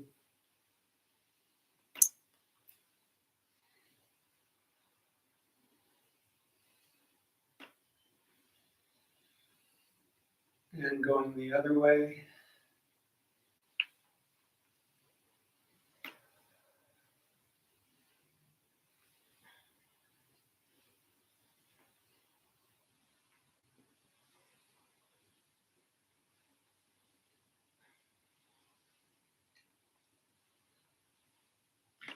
Okay. Hands on the hips, making some small circles in one direction. If it's comfortable, letting the circles grow bigger.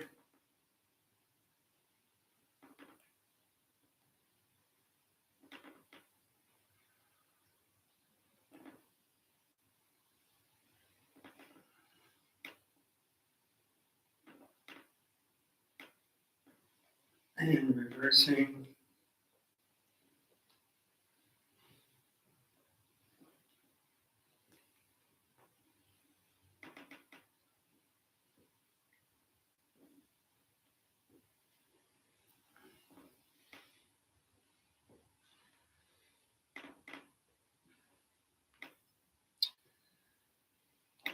Okay.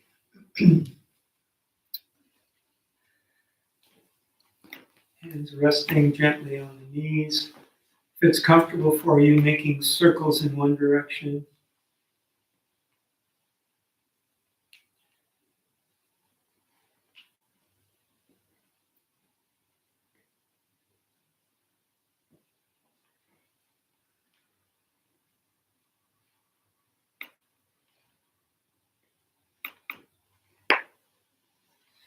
And the other way.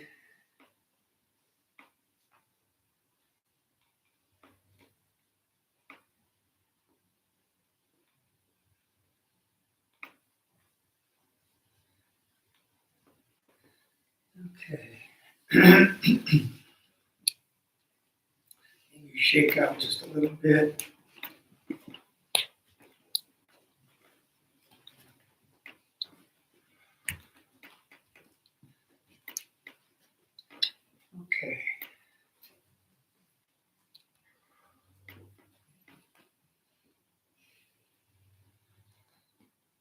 Taking a few moments to arrive in the body, just standing here. Noticing and releasing any tension we might find in some part of the body.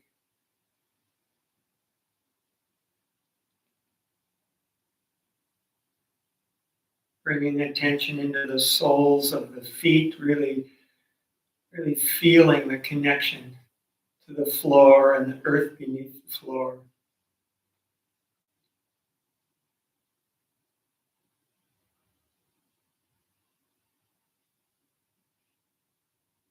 Feeling the flow of living air in and out of the body with each breath, really finding it in the body where it feels most prominent in this moment.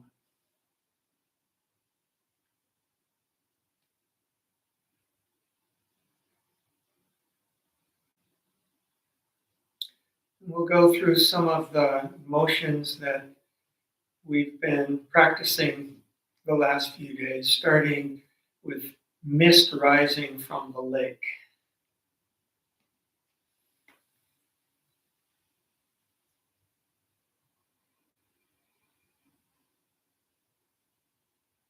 Aligning the breath, if you like, in breath with the upward movement, out breath with the downward.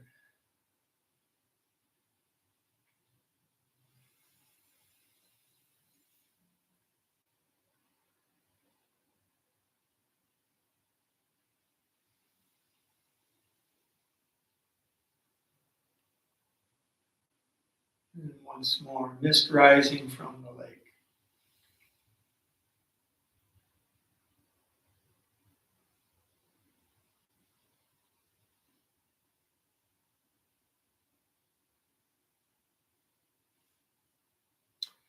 Opening the heart at the top of the mountain.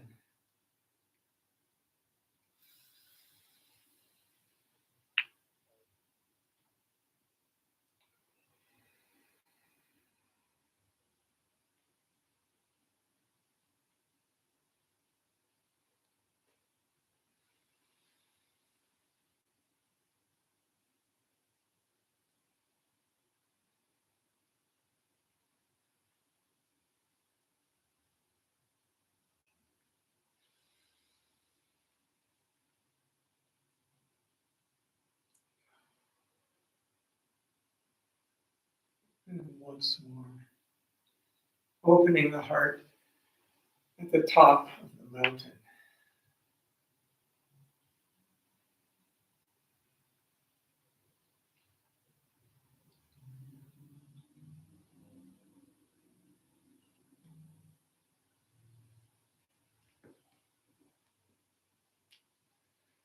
And with each movement or exercise, allowing yourself the freedom to adjust the movements if some part of it is uncomfortable or doesn't feel stable for you.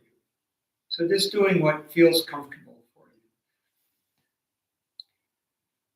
The next one is parting the clouds.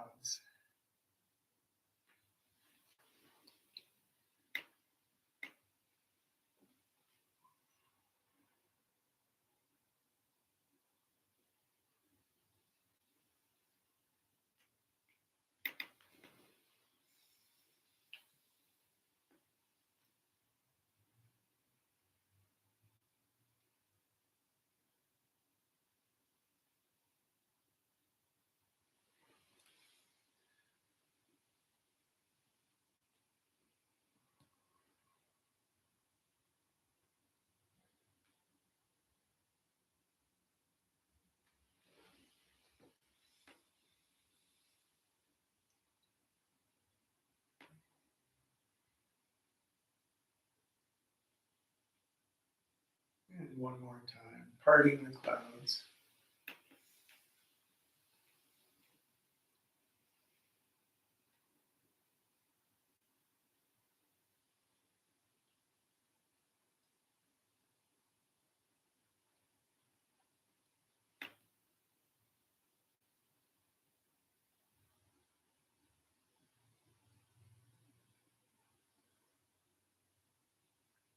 casting the rainbow.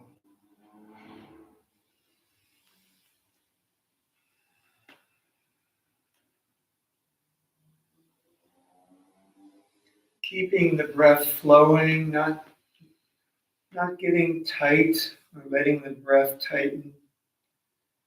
So holding this stretch, but keeping the breath flowing and soft.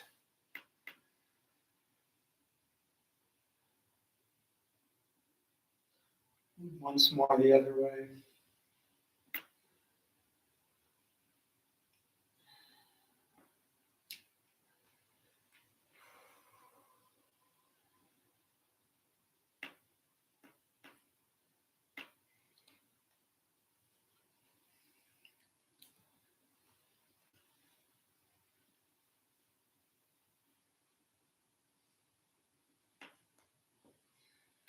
Dropping the stone from the heart.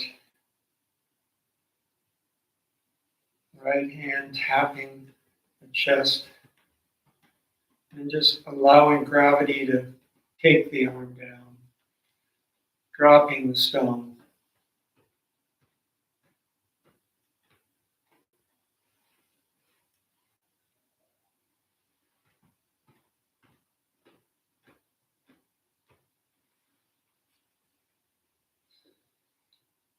And once more.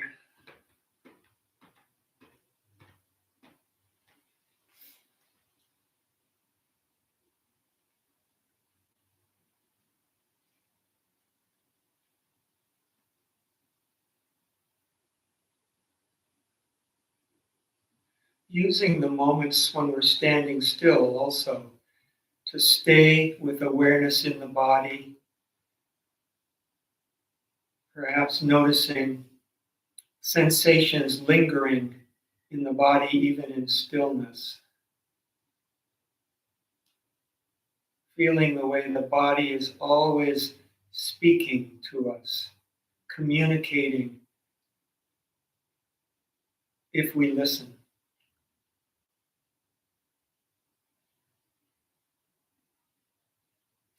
Flying the wild goose.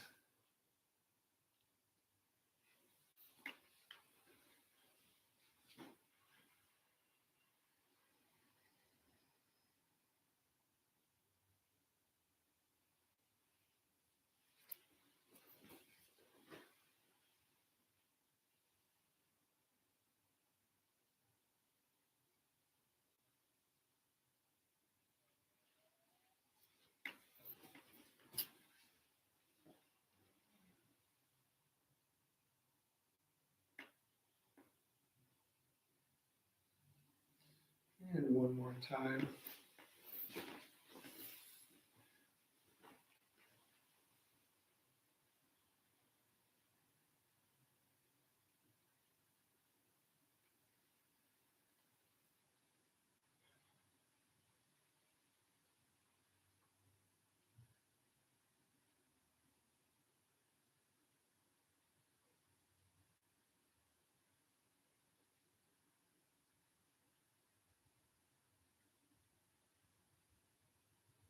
Gathering the fragrance of the earth.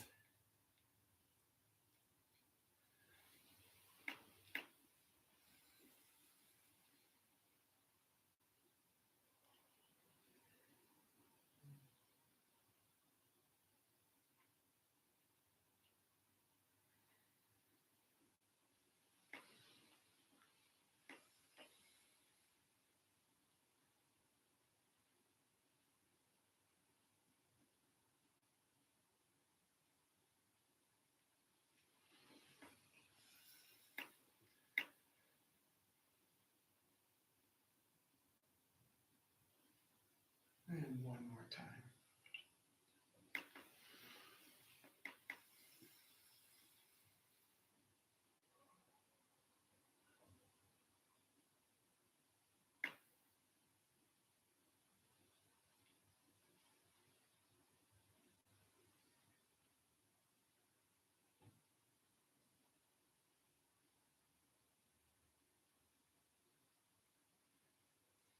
Gathering the chi from the heavens, gathering the energy from the heavens.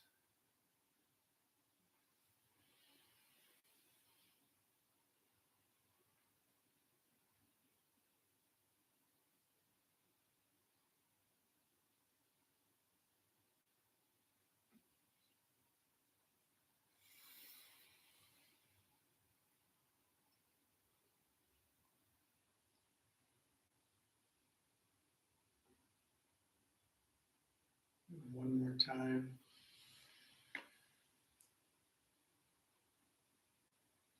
This time, bringing the palms of the hand over the tanden, the lower belly, for a few moments.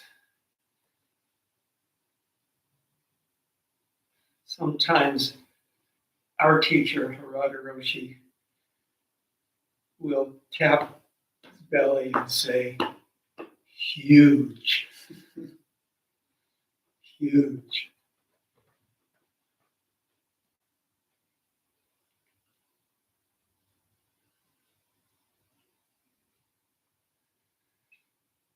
And then releasing the arms down.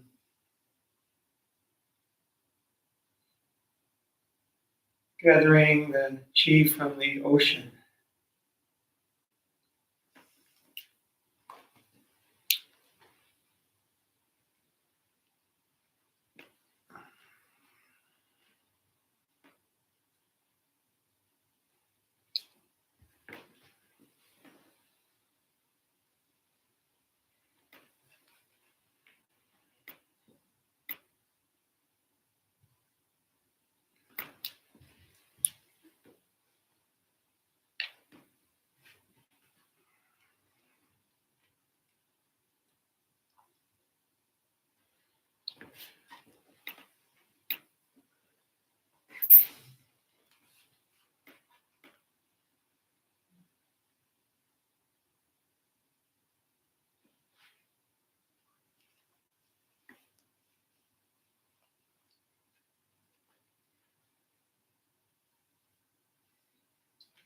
Embracing the tiger. Coming home to the mountain.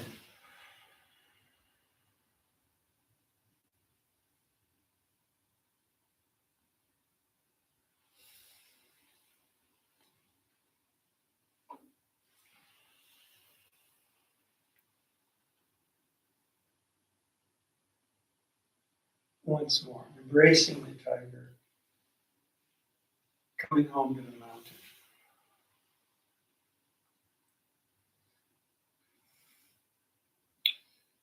Well, still standing for a moment.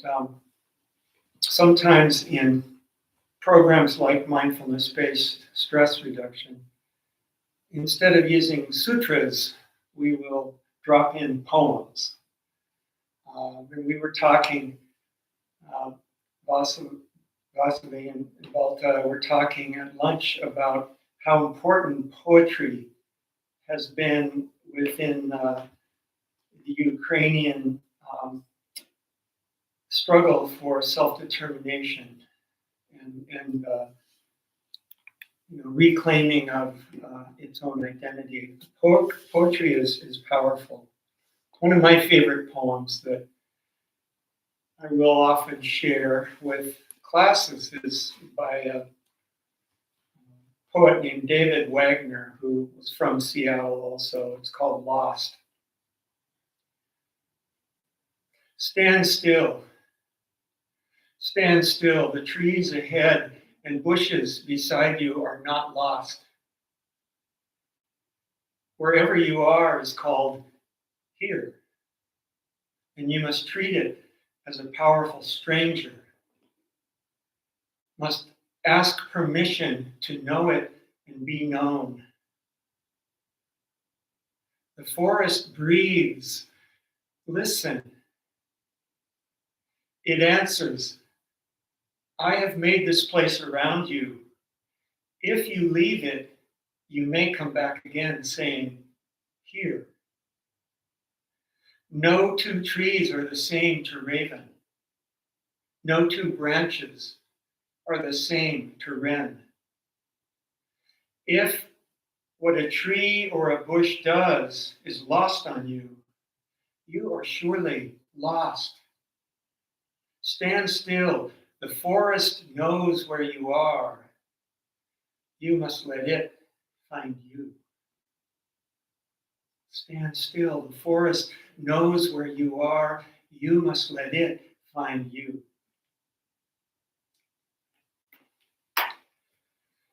So we'll sit again.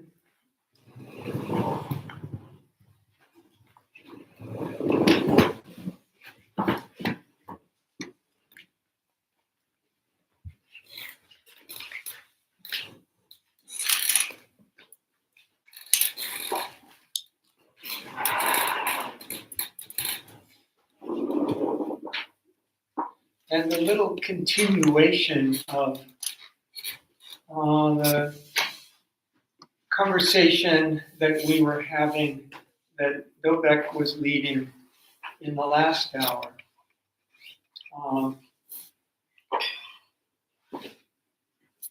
About the techniques in different monastic communities for practice. And what I want to talk about for a few minutes is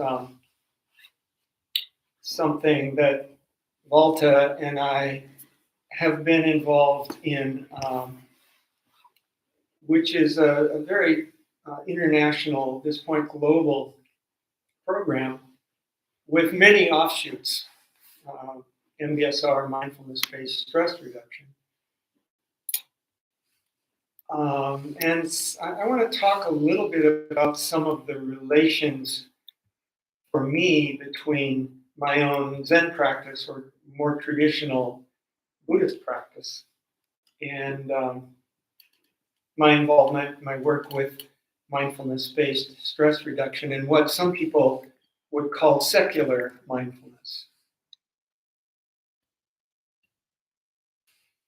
So what we've been doing here this week is a little unusual in that it's combining formal Zen practice and silent practice, Zazen, in particular, Dharma talk, walking meditation, and the things that we would do at a place like Sogenji or in a Zen monastery, and combining that with conversation like this, or talks and conversation that is exploring, probing in ways that we don't normally do in a monastic practice or in a formal Zen practice. Our teacher, Harada's teacher, Yamada Mumon, saw, and this would have been in maybe the 1970s or so, he saw that the energy of Zen had moved or was moving to the West, and that's why he instructed Harada to teach to Western students, and Harada opened up his monastery to Western students, which is very unusual, was in Japan.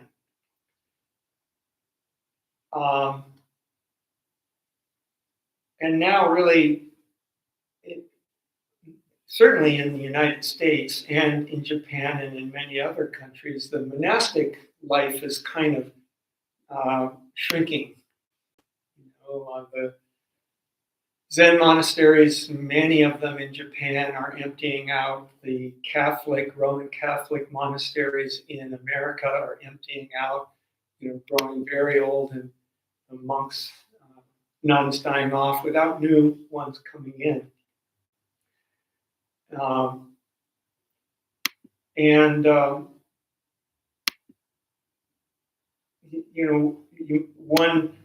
One way of talking about it is that Zen has jumped over the walls of the monastery.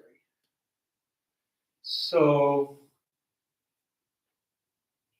in the 1960s, when I was a young man, Zen sort of came on the scene with the help of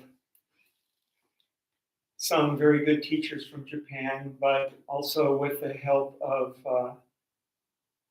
the beat poets, the early counterculture poets like Gary Snyder and Allen Ginsberg, who adopted Zen and adopted Buddhism and brought it into their poetry, and it sort of made Zen a very popular thing within the counterculture. And that's how I came into it.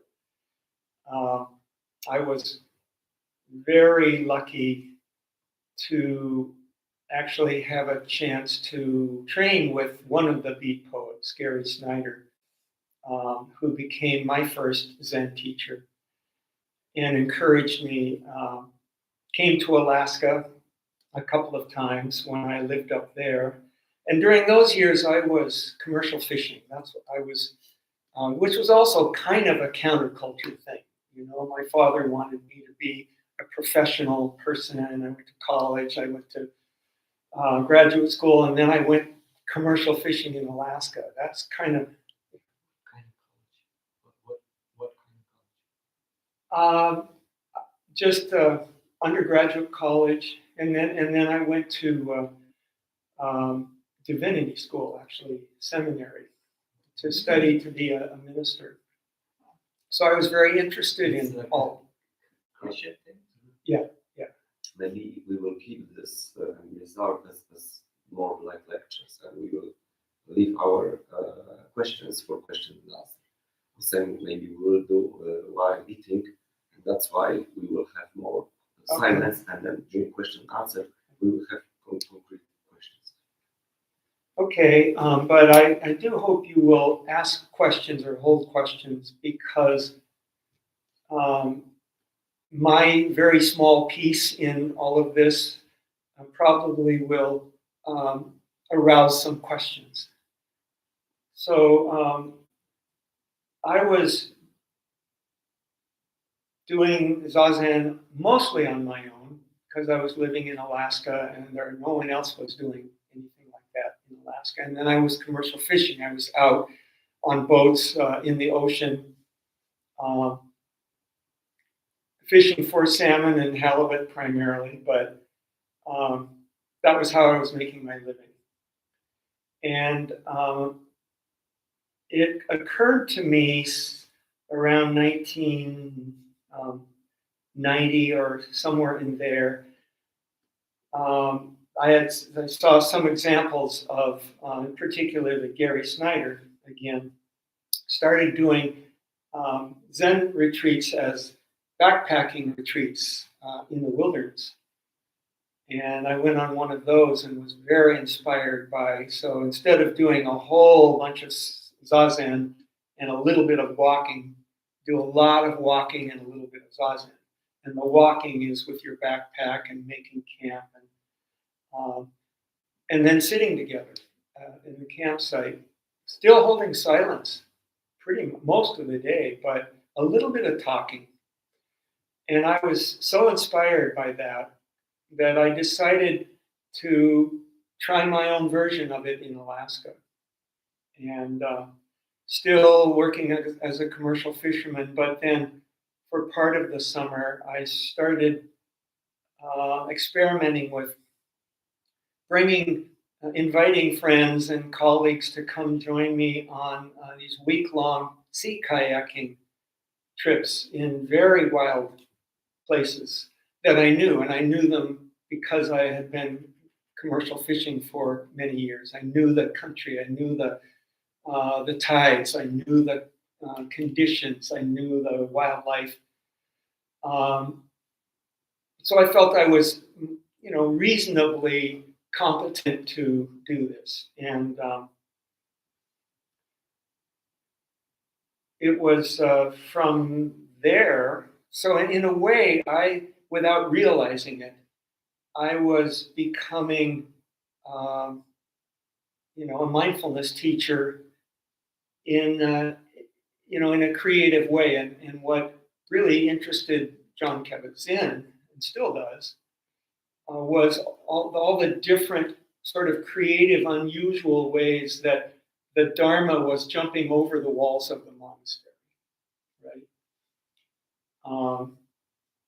And so I didn't even realize I was part of something, but I was. I was doing it pretty much on my own and pretty much making it up as I went along. But I think that I had picked up a lot of the ideas and language and poetry and so forth for bringing. I wasn't advertising myself as a Zen teacher because I wasn't. I was a Zen student, but I was sharing the practices. And what I was finding, which didn't surprise me that much, was that wild nature, especially very, very remote wild nature, is a powerful ally. A powerful sort of primal piece of what it is to practice Zazen, because we ourselves are wild nature. We don't think that way. We think there's nature over there, and then there's us and humans, and especially within Western religious traditions, God made us above nature and all of that stuff. But that wasn't my experience. In Zen, my own practice of Zen is what sort of revealed to me inwardly how much the human mind and the human heart and the human body are manifestations of wildness. Maybe the ultimate wildness.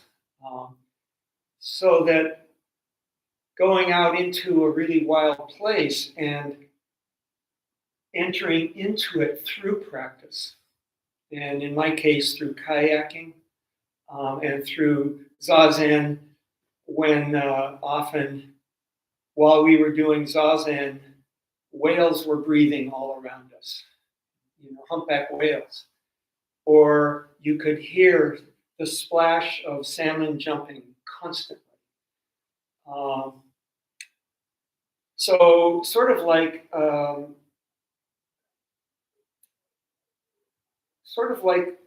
rediscovering a part of our own wildness that has been lost to most of us because we live in cities, forests have been cut down, wild animals have gone extinct, or so to make that part of our sense of what it is to be human, more like how all humans before us have experienced, being in the world, where we're surrounded by wildness, we're surrounded by other predators besides ourselves. We have to get our own food. I would catch salmon for us to eat in our camps. So that was what I did. And that's how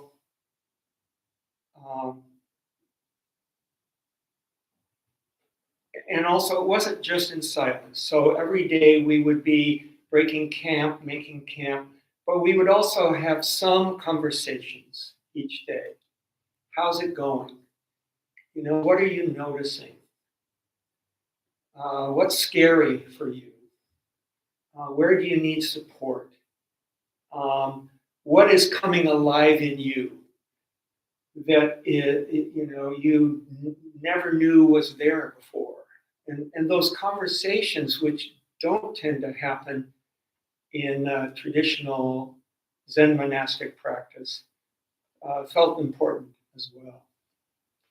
And that's how John sort of found me, because I was one of many different people doing things that.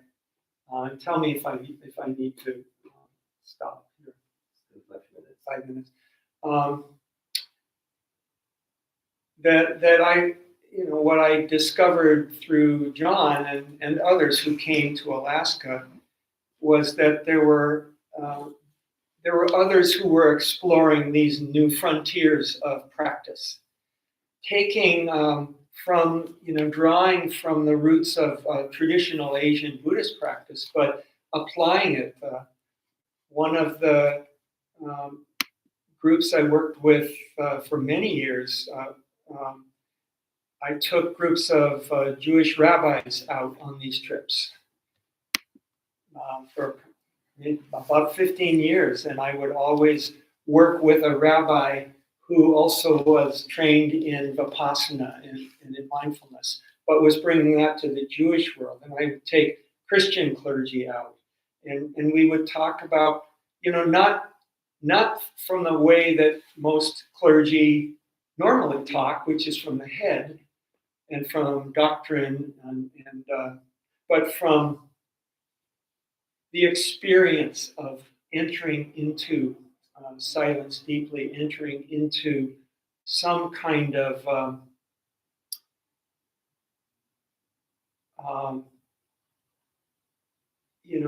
some kind of orientation toward the mind and heart that is informed by Buddhist teachings, but also by Western psychology and by poetry, and then just by nature itself. Maybe the most important teacher of all, nature itself, when it's allowed a space, the space to speak in its own many languages. So that's what I did for quite a few years, 25 or more years, and that's what brought me into this, what Volta and I are doing now, and it's way jumped over the walls of the boundary of the monastery now. In some ways, in many ways, I think Harada has entered the scene late in the game when the monastic life had really kind of gone away, and he was, Harada has offered a way for people who are really serious about training to get some real flavor of that, because it's hard to find that now. I think as the secular mindfulness world spreads way wide, it spreads way thin also. And so finding ways of maintaining some ways that we can also experience deeper training within these practices is very important. So bringing those two together, finding the way, and it's new. It has to be new, and it's very different. I'll just say this, and then hopefully we can have some more conversation. But it's very different here in Ukraine, I'm sure, and in Poland than it is in the United States, where Buddhism is relatively new. Buddhist practice is relatively new, and maybe there is, I know in Poland, the Catholic Church is very strong and quite conservative, so it's much less of a sort of competing thing in, I think, the United States now.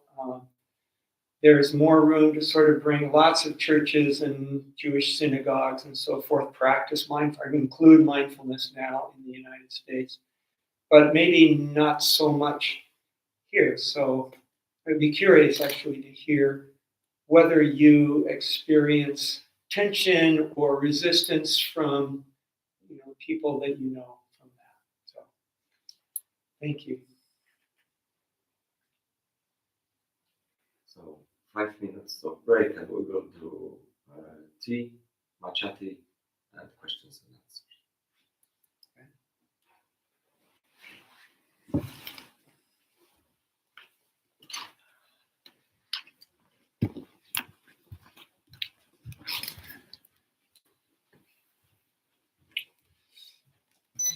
Maybe we can